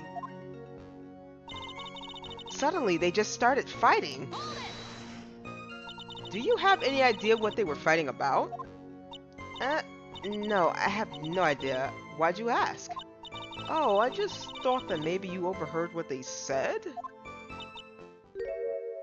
Oh god, I'm about to get knocked out by the judge. I would never eavesdrop. I got more class than that. That's right, Miss Faye. Don't drag the witness down to your level. What the fudge does that mean? That's when I hurried and took the photo that shows the crucial moment. Why did you take the photo? Well, the 2 of them were really going at it. Ever since I was a little girl, I always wanted to be a news reporter. I guess that part of me just kind of took over. What? Smells like a lie to me. Yes, I completely understand. Even now, I can't completely abandon my boyhood dreams. What boyhood dreams did you have? You're a judge now. I still used my grandson to test my comedy routines on. Sir, being a judge and being a comedian is on 2 different parts of the spectrum. What the fudge are you talking about? So he wanted to be a comedian, huh? Not that it had any bearing on this. All I could do was use my camera. So I took the photo of the crucial moment and gave it to the police. this character is so annoying as a witness, and how everyone bends backwards for her. Yeah, like I'm noticing that, especially what the judge just said. Like somebody got to put that man in contempt of court. Like I said, where's our regular judge at?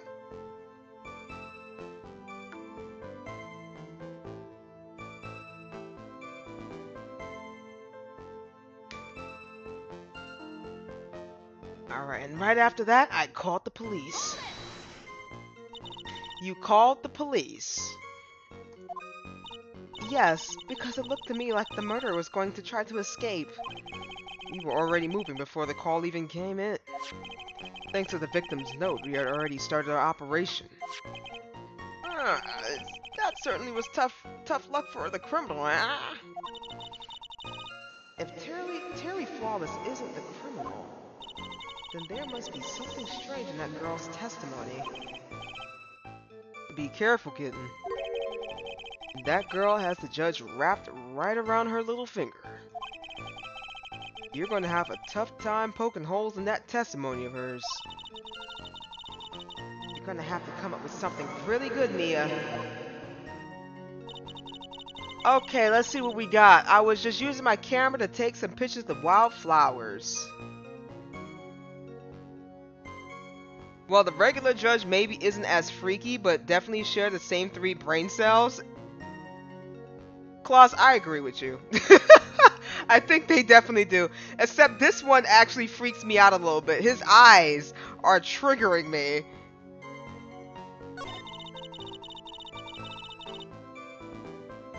Then I noticed there were 2 people standing on a suspension bridge. Suddenly, they just started fighting.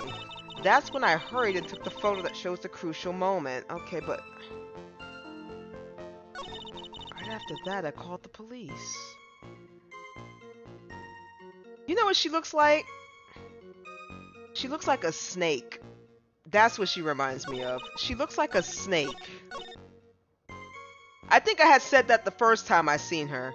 I said, yeah, she's pretty, but she looks like a snake.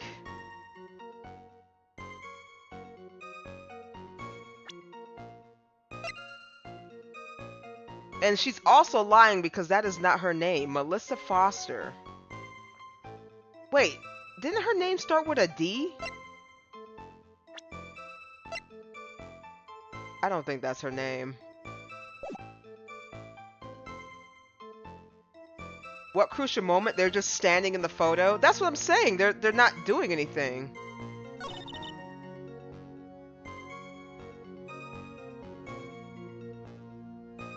This is my first playthrough, right? Yes, this is my first playthrough, kind of going blind Phoenix Wright.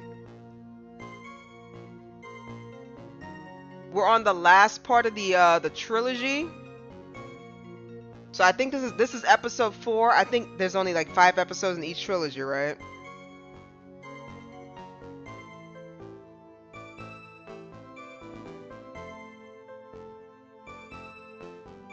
I played this game so many times and I never liked this chick. I don't even like her now. She got the judge around her finger. She got... I think Edgeworth is like immune. I think Edgeworth just... I don't know. I think Edgeworth has a particular type. That's why he hasn't jumped on top of this. Because if he had said something wild at the judge, I would have stopped. I would have stopped the stream. I would have took out a conspiracy board.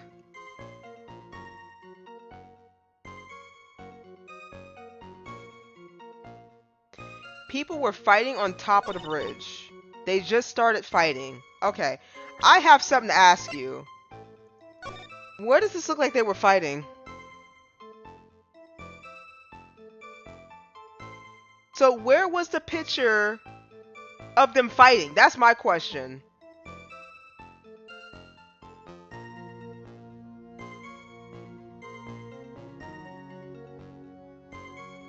Bothering me. I'm gonna present this. Objection! Your Honor, that statement contradicts this evidence. I'm sorry, but I think the only thing out of place here is that pointing finger of yours. Okay, that's fair. That could be very well be. Here, take this penalty and try thinking things through again, huh? What's the problem?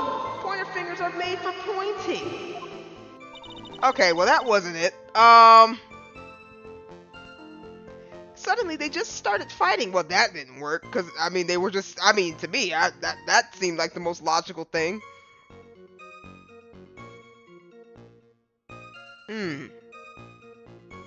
Trying to think.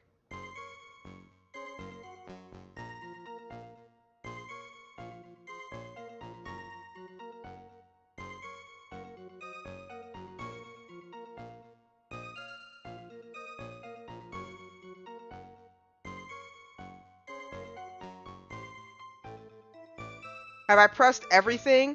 Well, okay, so she said they suddenly just started fighting, so I was like, well, they're not fighting, they're just standing there. That's her photo. So I was just like, nah, they're not fighting, they're just literally standing there. So why didn't she take a photo?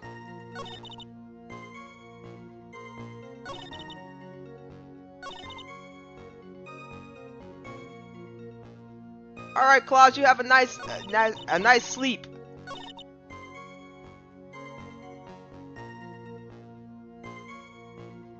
That's what I heard and took the photo that shows the crucial moment.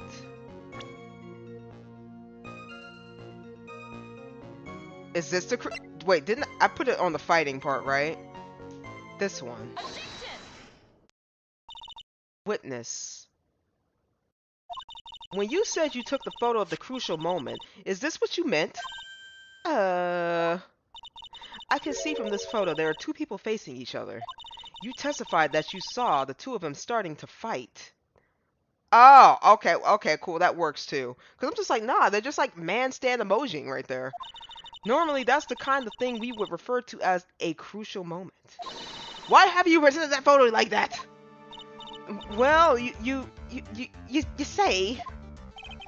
The photo we presented was the only one there was. Why did this... Oh, I hate when I do that. But if you really wanted to capture the crucial moment, then what happened next? You must have taken the photo of it.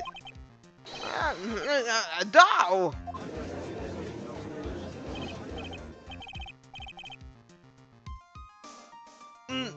My apologies, young lady. But Miss Faye's assertion is not without a certain amount of merit. He can certainly downplay the situation, can't he? I'm sorry. I'm a very bad girl. I used it all up, the film I made. You ran out of film? This photo was the last one. What? Unfortunately, that is the truth. I personally examined all the photographs she took that day. All the other photos are the witness herself playing among the wildflowers. Edgeworth, why didn't you just say that? Okay. The witness herself? Then who took the photos? Well, you see, my camera has a timer feature built into it. Okay, that makes sense. So you took photos of yourself? Nah, I remember taking some photos of myself once too. Please, no details. It seems that Miss Faye's assertion was not so decisive after all. Wait just a minute. Well, if she had no film left, she couldn't very well take more pictures, Miss Foster, perhaps then you could tell us about a different sort of photo. Photos of the incident that you took with your very own eyes. That can't be trusted. Mr. Edgeworth, you're quite the poet. Very well then. Let's get back to the cross-examination. Let's hear your thoughts on the fight that you witnessed. Yes, Mr. Judge. Boy, this guy's really a sucker for sweet talk. It looks like the other kitten in the room is the one that's getting all the attention. Yeah, it's actually quite sickening. Yeah, you were right, just not where the game wanted you to be. See, that's where it kind of, that's what it's just like, I think there should be a little bit of leeway, you know what I mean? Like, I was just like, but they wasn't fighting, they're just sitting there man stand emoji. So I got yelled at the judge for nothing.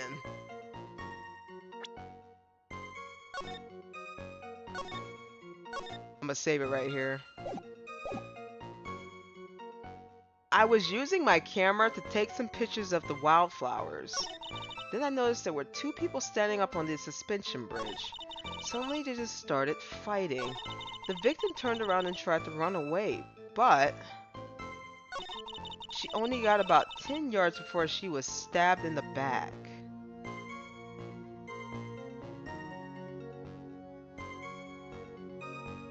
The way I just slow blinked. There's no way she would have been able to get 10 yards. If he was here, and she might have been here.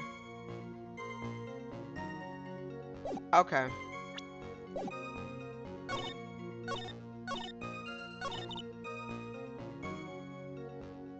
Okay, I think that's useless. I'm not even gonna ask her about that. Then I noticed there were two people standing up on the suspension bridge. Yes. Suddenly they just started fighting. They was not fighting. The victim turned around and tried to run away, but... The victim? Why do you think she tried to run away? With her police training, she certainly knew better than to turn her back on a criminal. This was a large, powerful man with a knife. If it had been a quaddy woman like you, I'm pretty sure she would have acted differently. Quagley? Why you? If it had been me, I probably would have jumped into the river. Ah. Still something wrong with this testimony. She only got about 10 yards before she was stabbed in the back. So you're saying that Sergeant Hawthorne wasn't able to get away from him? Well, it's a narrow bridge and it was swaying back and forth. If you ask me, both of them was in danger of falling off. I only wish I could have done something to help her. You could have. You could have screamed. That seems to make sense. I wonder about that. Something seems kind of off. Huh, does it now? You have a good sixth sense. Sixth sense. When you feel that something's off, that's when you need to figure out why. If Terry Flawless isn't the criminal, then there must be something strange in that girl's testimony. Be careful, kitten. That girl has the judge wrapped around her little finger. You're gonna have the tough times poking holes in that testimony of hers. You're gonna have to come up with something really good, Mia. Okay. So, what we have is a failure to communicate.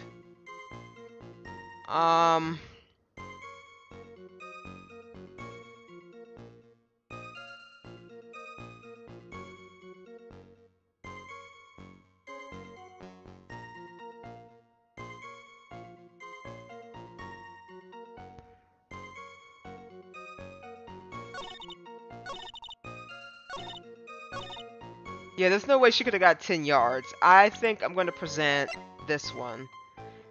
Bridge located let me hit this one. Objection! Witness! Your testimony is a joke. Huh? What? But I just... Miss Frey, I thought I warned you not to make the witness cry, One short testimony and two bad contradictions. There's no possible excuse. You say there were two contradictions? It's simple. Just take a look at the diagram of the area. According to her testimony, the two of them were in the middle of the bridge. But if they were, and the victim had turned around and tried to run, yeah, there's nothing there. Well, then she would have hit a dead end. You said 10 yards, but she couldn't have even ran 5. Because Dusky Bridge is collapsed on that side. Wah! Delayed wah. But what does this all mean? It's very simple, Your Honor. This charming little witness told a very charming little lie. That's all there is to it. Gurk. I don't know. This beautiful young lady has been lying to the court. Objection! Just a moment, Your Honor. Mr. Edgewood. Your Honor, allow me to personally apologize for the confusion. Bro, can you just give the evidence so we don't have to do this back and forth? What do you mean? There's one major mistake in this diagram. What did you say? What are you referring to? It's all because this diagram was made after the incident occurred.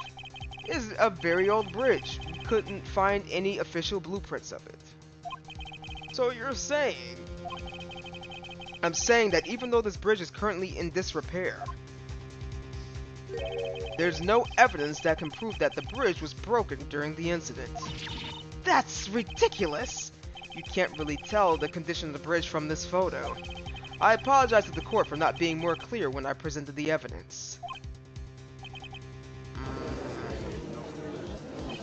Ha! That guy is good. Huh? What do you mean? He planned it from the beginning.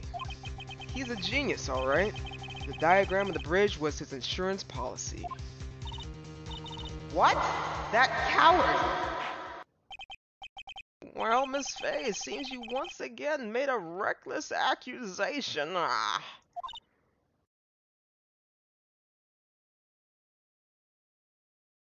gotta hit the bed for now, but I'll be sure to tune in some other time. Oh, you're all good. I'm probably gonna be playing Phoenix Wright tomorrow as well. If not, it'll probably be another game. But you have a good night. Thanks for stopping by.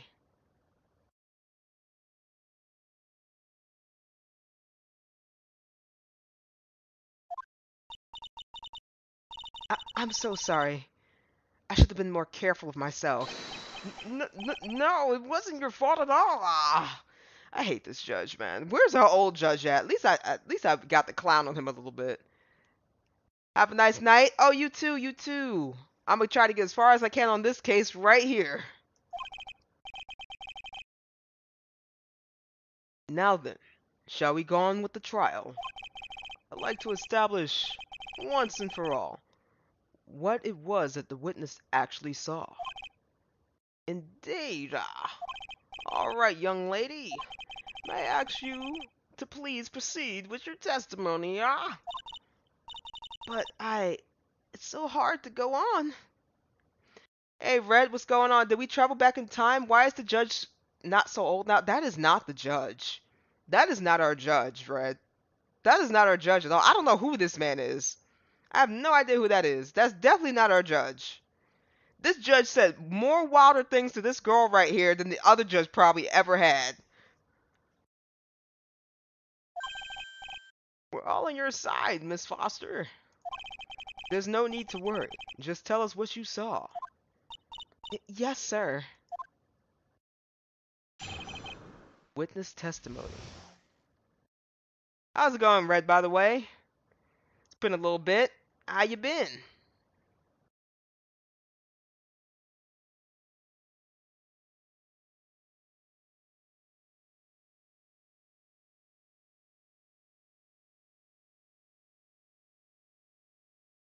I don't know. Make that blonde beard old and we get our old gray judge back. But I don't think that's him. I really don't. Running from the crime. After he stabbed her in the back, he quickly picked her up in his arms. Then he carried her over to the car. I suppose that was the only way he could make sure the body stayed hidden. He couldn't just leave the body on top of the bridge. Oh, I'm sorry. I'm only supposed to talk about what I saw.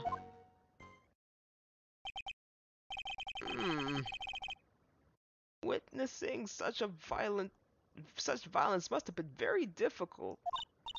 Yes, sir. I'm still shaken up. If he accepts this testimony as it is, we're finished. Don't say that. Oh, well, maybe I'll stop off at my favorite cafe on the way home. They make a really great mocha latte. Mr. Armando, do you happen to have a brother called Mr. Gatto? You guys seem to like y'all coffee quite a bit. Except he keeps saying like different like brands. Maybe he has a family member.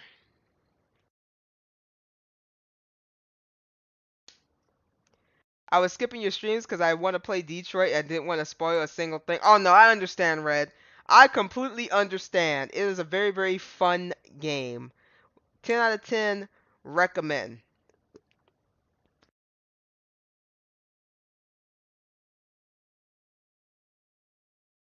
Excuse me, I was taking a drink of water.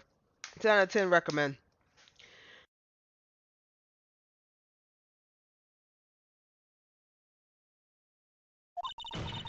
This trial isn't over yet. Ah, that's what I like to hear. Alright, Miss Faye, your cross-examination if you please, Contradiction is staring you right in the face, Mia. Go on the attack! Running from the crime.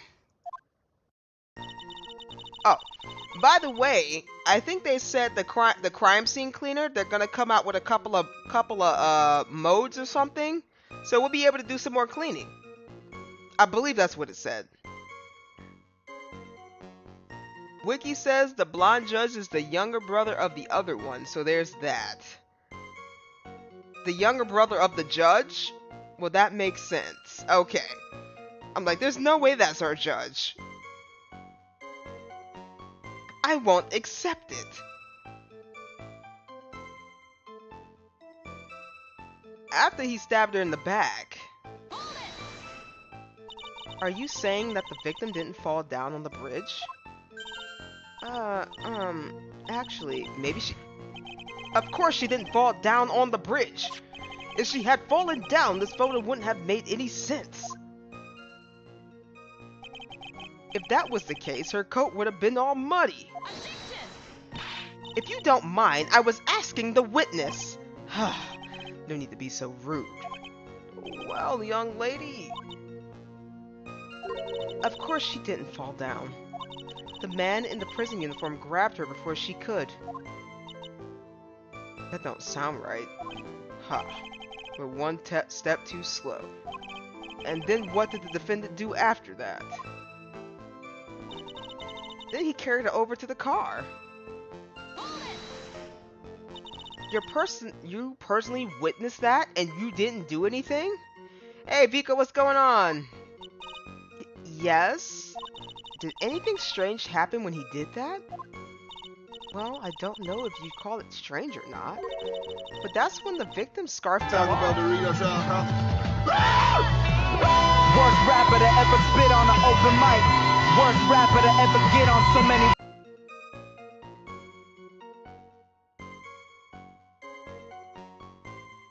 Why did two of them go off?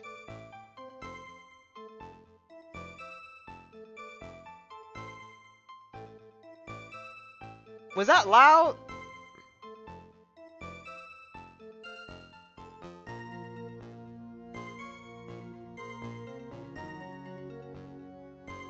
Not at all? Okay.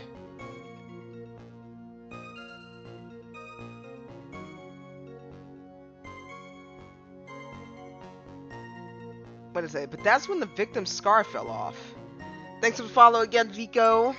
We're back in court. You mean this scarf? Her words match what we found at the scene. I don't see any problem. I suppose that was the only way he could make sure the body stayed hidden. What's that mean? He couldn't just leave the body on top of the bridge. Okay, I mean that's fair. Oh, I'm sorry. I'm only supposed to talk about what I saw. That's suspicious.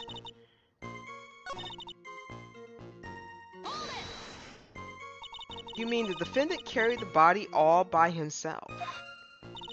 Yes. Considering the size of the defendant, I don't think it would be difficult. Yes, but let's remember they were on a narrow bridge that was ready to collapse. Is it even possible for him to have carried a dead body on the bridge like that? Well, The fact of the matter is, he did. That kind of talk is just silly.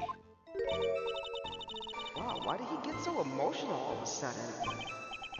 Miss Faye, if you think there's some other possibility, please share it with the rest of us. You couldn't just leave the body on top of the bridge. Why do you say that? It's already a broken down bridge hidden in the way in the mountains. Doing anything more to hide the corpse is going overboard, wouldn't it? Yes, but that mountain is famous among hikers. A surprising number of people go up there. But it's February, right? And it's raining that day, correct? There is also a small temple and a channeling dojo there. You know those monks, they just like the cold, isolated places? I think the witness is trying to say that the corpse could have been found at any time. Besides, the witness is merely reporting what she witnessed with her own eyes.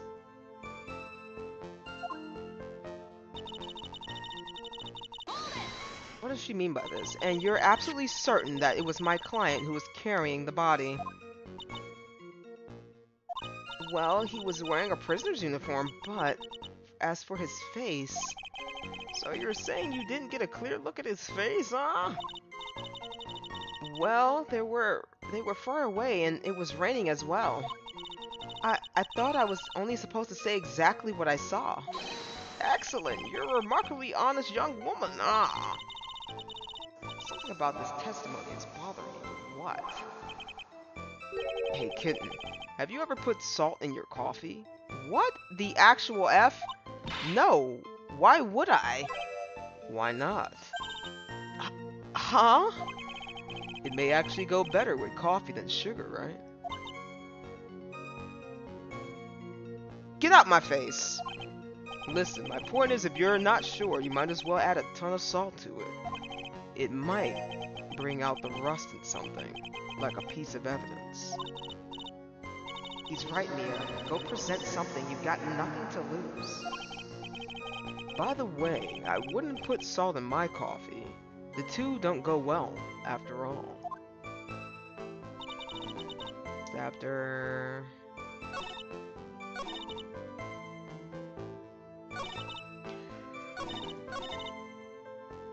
Huh.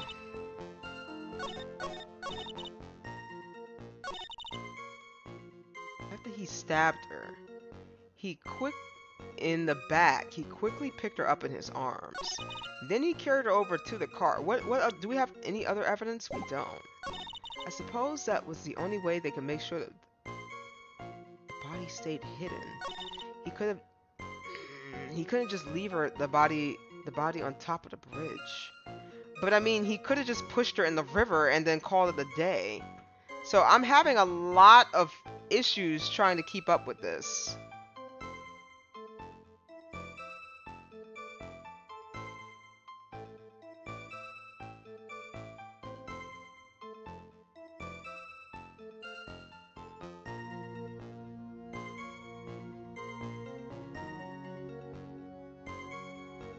I don't like this because that doesn't make sense.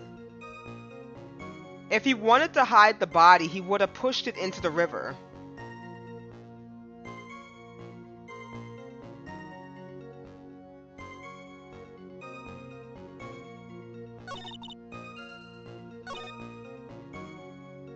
He couldn't just leave the body on top of the bridge. I suppose that was the only way he could have made the body stay hidden. And then he carried her over to the car. After that, okay.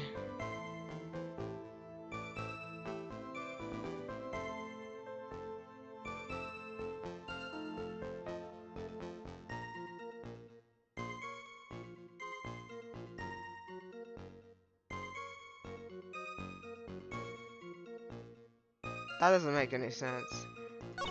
He carried her over to the car. I suppose that's the only way he could have made sure the body stayed hidden.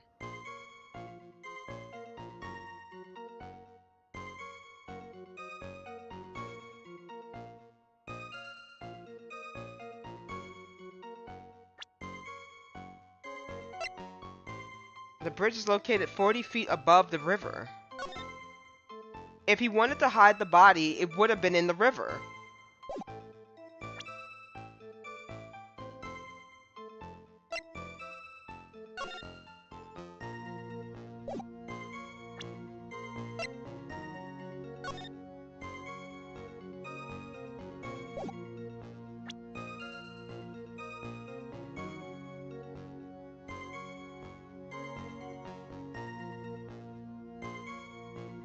I'm sorry. If you wanted to hide the body, it would have been the river. Objection! A killer not wanting his victim to be found, I can understand that. I mean, I really can. I really can. But what's bothering me is that why would he waste time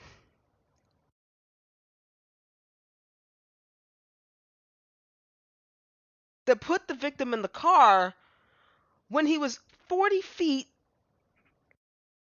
over a goddamn river of pure pressured water?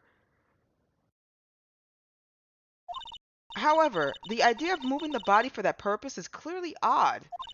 There was a much easier way to make sure the body wasn't found. Yeah, Edgeworth. Well, what is it? Take another look at the map of the area and you'll see how. There is a river right below the bridge.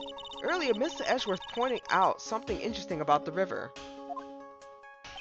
For those who are not aware, Eagle River is well known for its powerful current. Most bodies that fall are never recovered. Ah. In the kidnapping case 5 years ago, a victim's body was carried away and never found. Oh, she's sweating now, Melissa. If 10 murders were to occur at the same spot above the Eagle River, you can bet your boots that every other killer would have tossed the body in the water. Order. Oh, I'm sorry. Order! I'm not sure if I care for the way that you put that, Miss Faye. But I must admit it does seem odd not to have thrown the body into the river. Oh. Well, Mr. Edgeworth. Oh, sad. Perhaps Miss Faye would do well and try to ask for a dip in the river herself. After all, you claim to be an expert in the ways of nature. What are you talking about? My point is that no matter how odd you may find the killer's method of the body disposal, is the fact that this is what the killer did.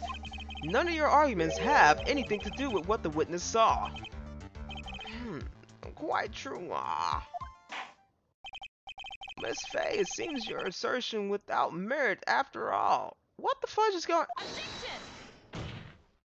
But what the witness claims to have seen is totally ridiculous. Objection! Surely you can't deny that the body was found in the trunk of the car. That's certainly consistent with what the witness has told us. Please, witness, go on with your testimony. I'll try. All you have to do is tell us what you saw. Otherwise, the mean lady might yell at you again. What the heck is he talking about? All right, I'll do my best. After he stabbed her in the back, he quickly picked her up in his arms. Then he carried her over to the car. The killer broke into the trunk and stole the car and hid the body in there. He couldn't just leave the body on top of the bridge. Oh, okay. He broke into the trunk of the stolen car and hid the body there.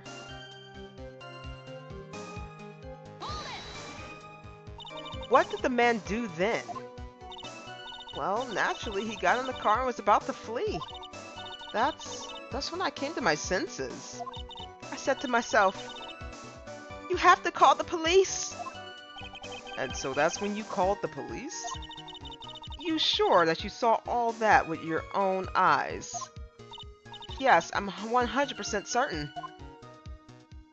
I don't think you are.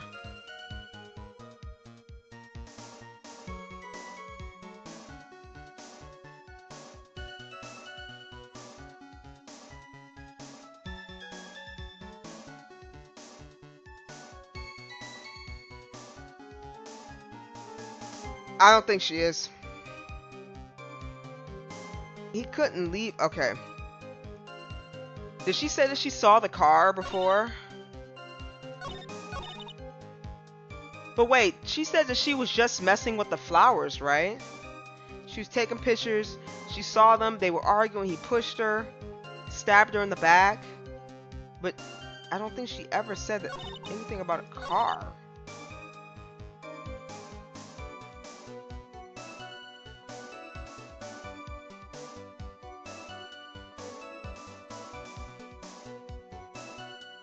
Let me look at this map again.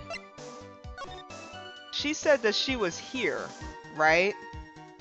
So, oh, you guys can't see my mouse. So wherever it says Eagle River, this little patch of grass, she said that she was like here. She's probably by this bush down at the south, right?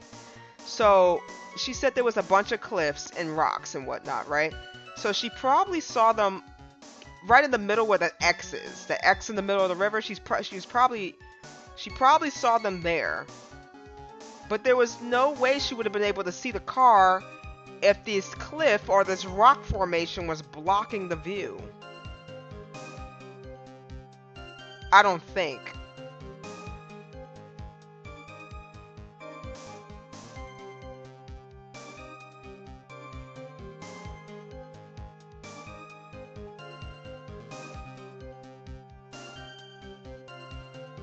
I have a question, lady.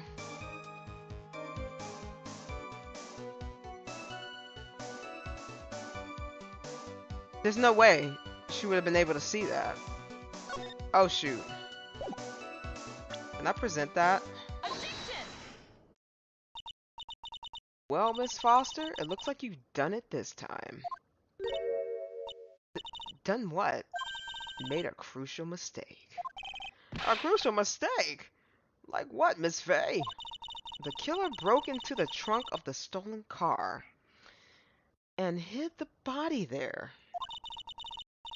You're saying you saw that, right? With your very own eyes? Yes, and? It's simple, Miss Foster. Take a look at the diagram. The place you claim to have taken the photo from that day is yeah, like around there. That's why I was saying she was probably at. There's no way she would have seen that car if that rock formation was blocking it. Do you see what I mean? Even if you tried to see the car, this outcropping of the rock is directly in the way. Ah! That's right, Miss Foster. From where you were standing, you could have not possibly seen the killer's car.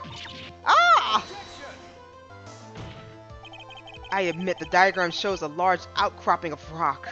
However, it isn't so tall that it would stop her from seeing the car.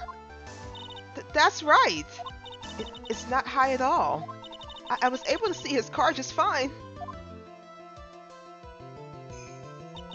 I'm so sorry, but that doesn't wash. I believe it was the witness who presented this as evidence to the court, yes? This is the location that the photo was taken from. Yep, that's exactly what I was saying. Your own photo tells the whole story. You can clearly see the left side of the bridge, but on the outcropping that's referred to as really more like a cliff. Ah! Your view should have been completely cut off by this cliff, but you still claim to have been able to see the killer's car. No! Order! In this car.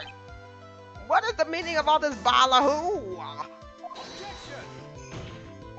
Your Honor, don't jump to any hasty conclusions.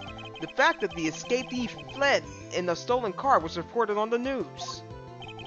After witnessing a murder, I'm sure you can appreciate the witness was very upset. She must have heard about the stolen car and convinced herself that she saw it. But she was repeatedly warned before starting her testimony. She was told to testify only about what she saw with her own eyes. Mr. Judge, what is it? I think I must have remembered something's wrong.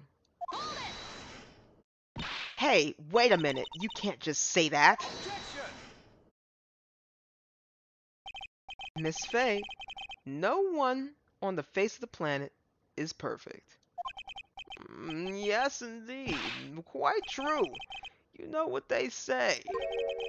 To err is human, to forgive divine.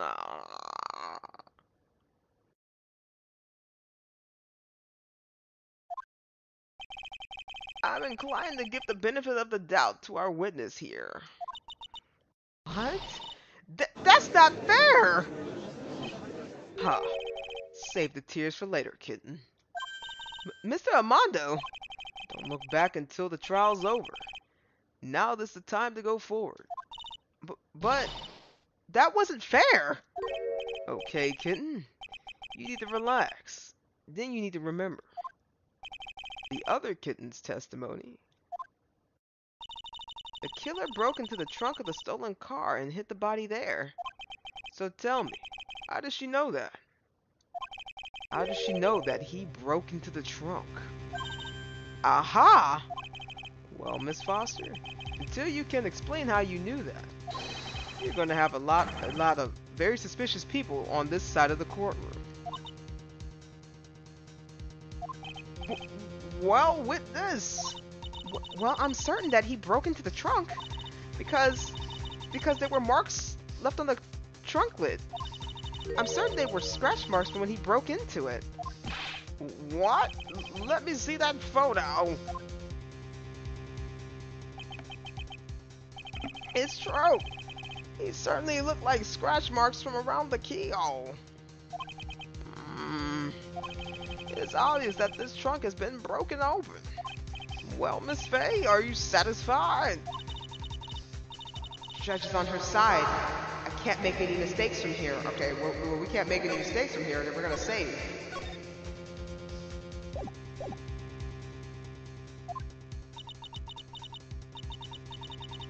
What she just said, is there a contradiction in there somewhere? I'll buy it. Something about it still doesn't feel right, but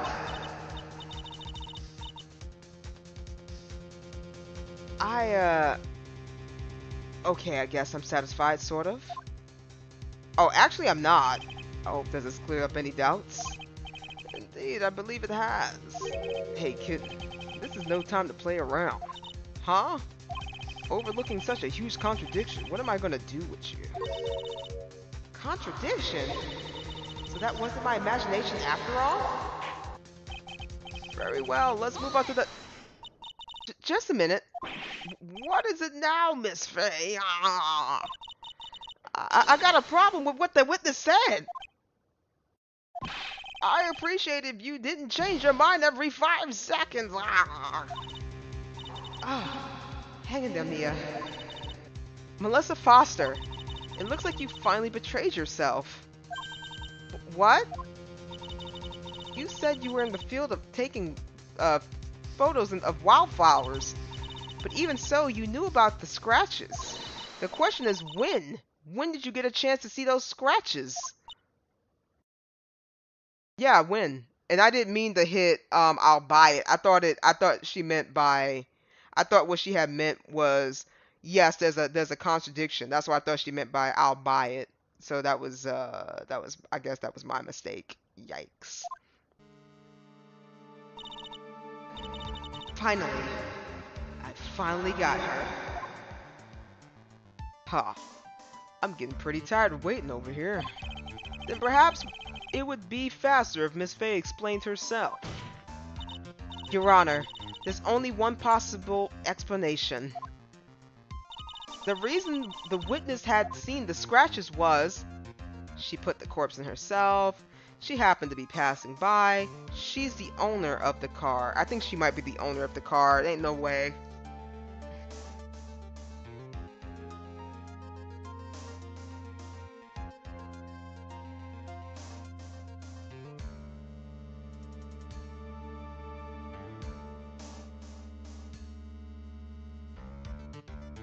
I mean, she's either the owner of the car.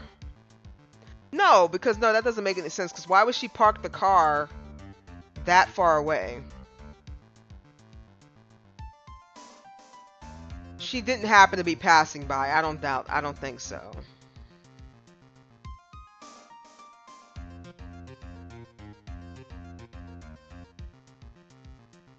The reason why the witness has seen scratches was because she's on it. She put the. I'm gonna say she put the corpse in herself. There's only one way the witness had a chance to see those scratches. Yes, and what is it? Naturally, when she opened the trunk and stuffed the corpse in herself. The person who really hit the body of the trunk was Melissa Foster. It was you that did it, wasn't it? That's ridiculous. I would never. It was the man in the prison garb. He's the one. I don't think so, Miss Foster. If Mr. Flawless had been the one that put the corpse in the trunk, he would have simply used the car key. There was no need to break it open. But he stole the car. He stole it from a young couple that had been waiting at a red light, which means the key would have still been in the ignition. Oh, I see.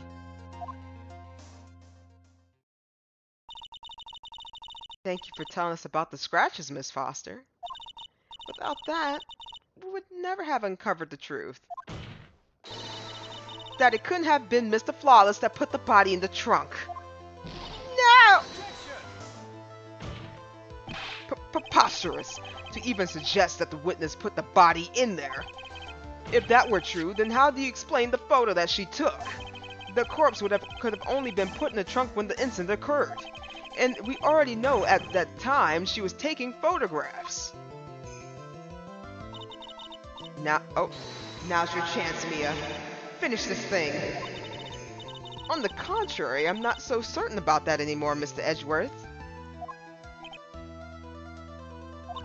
There's no need to think too deeply about it. What I'm saying is the shutter for this may have not been pushed by Miss Foster herself. Alright, she got the timer on it. Let's take another look at this camera and see what features it has, shall we? It has a timer built into it. Even a mini tripod. Why? Is it almost as she had bought this camera just to take this picture? What are you trying to say then, Miss Faye? When the crime occurred, Miss Foster wasn't even in the field as she claimed? Well, if she really did use the camera auto timer, then the answer is yes, she was somewhere else. Exactly. She was not in the field.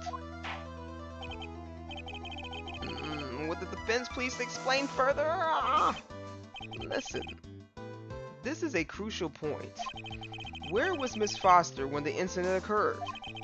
And answering that question will also make clear Miss Foster's true identity. Well, then please answer this question.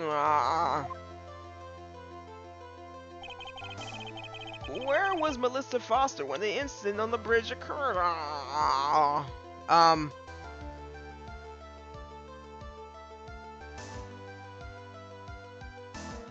I have no idea. If the killer was there, she put the tripod here. Where the fudge was she? Was she in the car?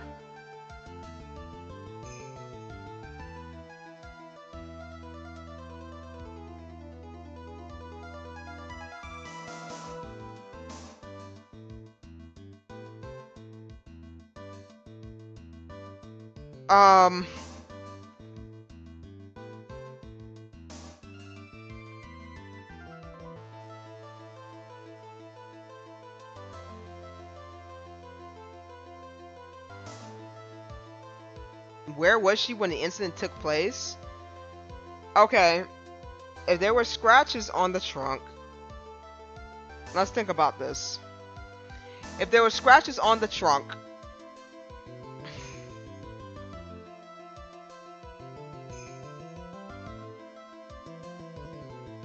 he was saying, but the body was clean. The scarf was dirty. Could it be another switcheroo?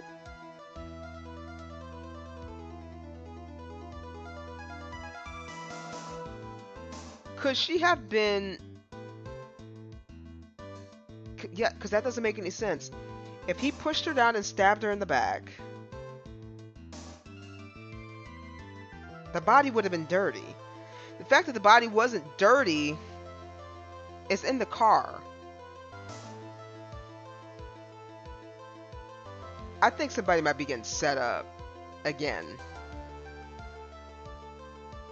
There was a tripod here. Over here.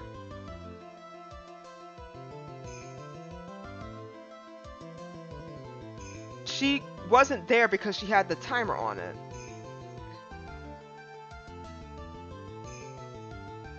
The car was already here. She couldn't have been in the car. I think...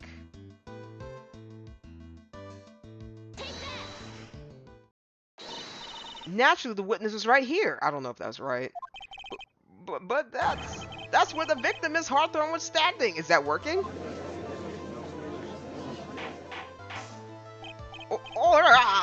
Miss Frey, what on earth? Your Honor, if I may, after parting with the victim on the bridge, the defendant fled by car.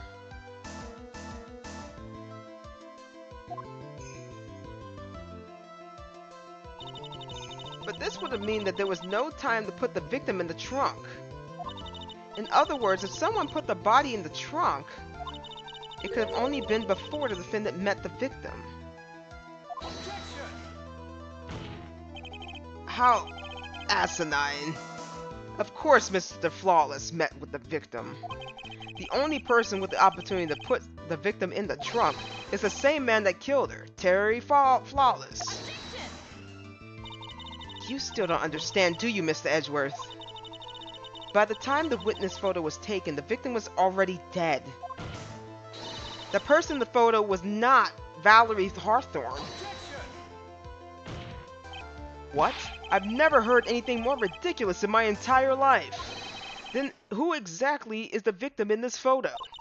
It's obvious, isn't it? It's your own witness. What? Is the only possible explanation.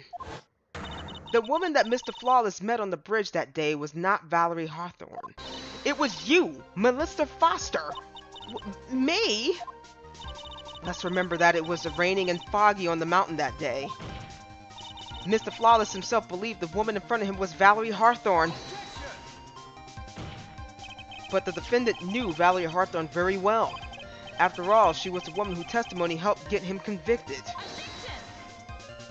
But since then, my client has spent 5 hard years in federal penitentiary. He couldn't remember exactly what she looked like anymore. You're just making this up as you go along. Where is your proof? Got it right here. This piece of evidence will blow this case wide open.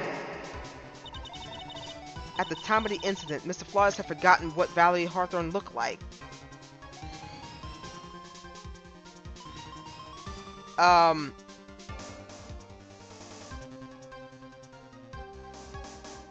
At the time of the incident, Mr. Flawless had forgotten what Valerie Hawthorne looked like.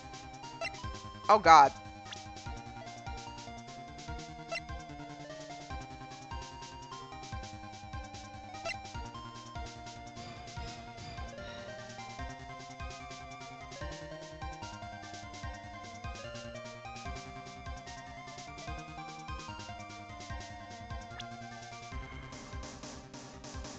What's the witness note? Where's the victim's note? Confidentiality police materials written by the victim. What did it say? Flawless at 4:30 p.m. That bridge. Wear a white scarf for identification. Talk to Dahlia. Tell her this time the whole truth must come out. It has to be this thing.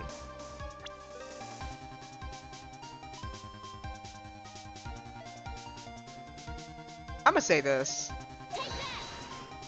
Please tell me I'm right. Okay. Mr. Flawless had forgotten the victim's face. That's why he needed some piece of identification. Namely this muddy scarf. Oh, that's not what I showed. Am I gonna get blown up? Ah! It was Mr. Flawless who requested that she wear this scarf to identify herself. That's already been proven by the note this victim left. In other words, as long as you were wearing a scarf like he asked, anyone could have pretended to be Valerie Hawthorne. Well, what do you have to say, Melissa Foster? Yeah. Okay, I'm done. Yeah. She just evaporated? She fainted.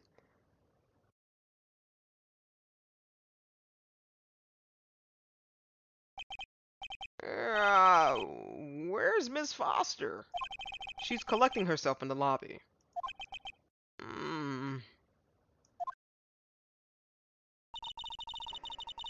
It's obvious that Miss Melissa Foster did it. She hid the body in the trunk and disguised herself as the victim. She set up the camera and snapped a fake photo of them together. The only question is, why did she do it? Well, isn't that obvious? She's the real culprit. Huh. Well, we'll have to wait for Miss Foster to compose herself before we start again. Until then, this court is in recess. The defense and the prosecution are both to wait in their respective lobbies. Yes, Your Honor. Understood. Very well. This court is in recess. To be continued.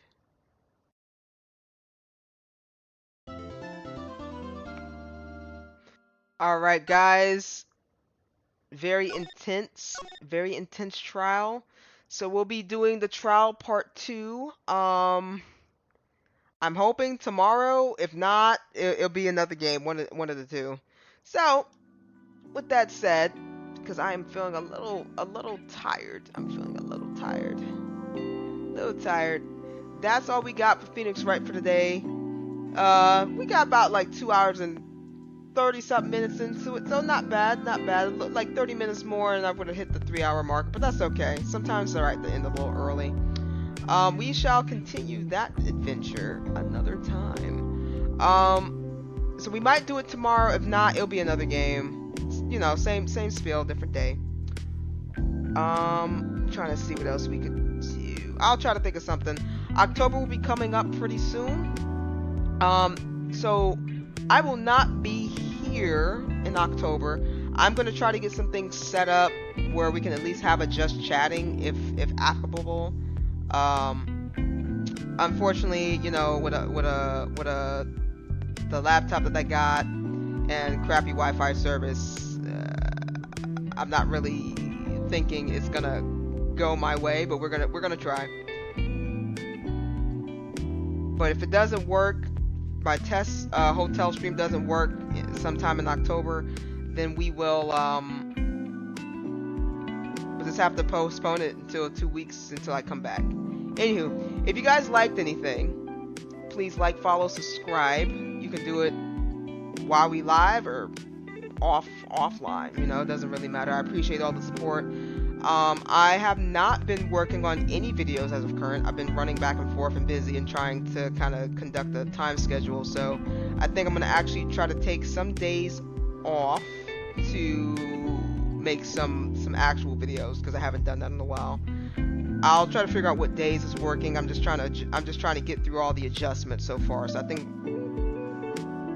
think October should be the last adjustment that I have, allegedly. Anywho, I hope you guys enjoyed the stream. Sorry about my other judge voice. It was just like, usually I would just have like a really calm judge voice, but this dude was different. Yo, he said some wild stuff. I can't believe he said that to her. That's crazy. I'm still thinking about that. I'm just like, wait, did the judge really say that to this young girl? Oh my god. Anywho, I'ma quit yapping. You guys have a good night, morning, afternoon, wherever you are. And I shall see you guys tomorrow. Have a good one. Bye.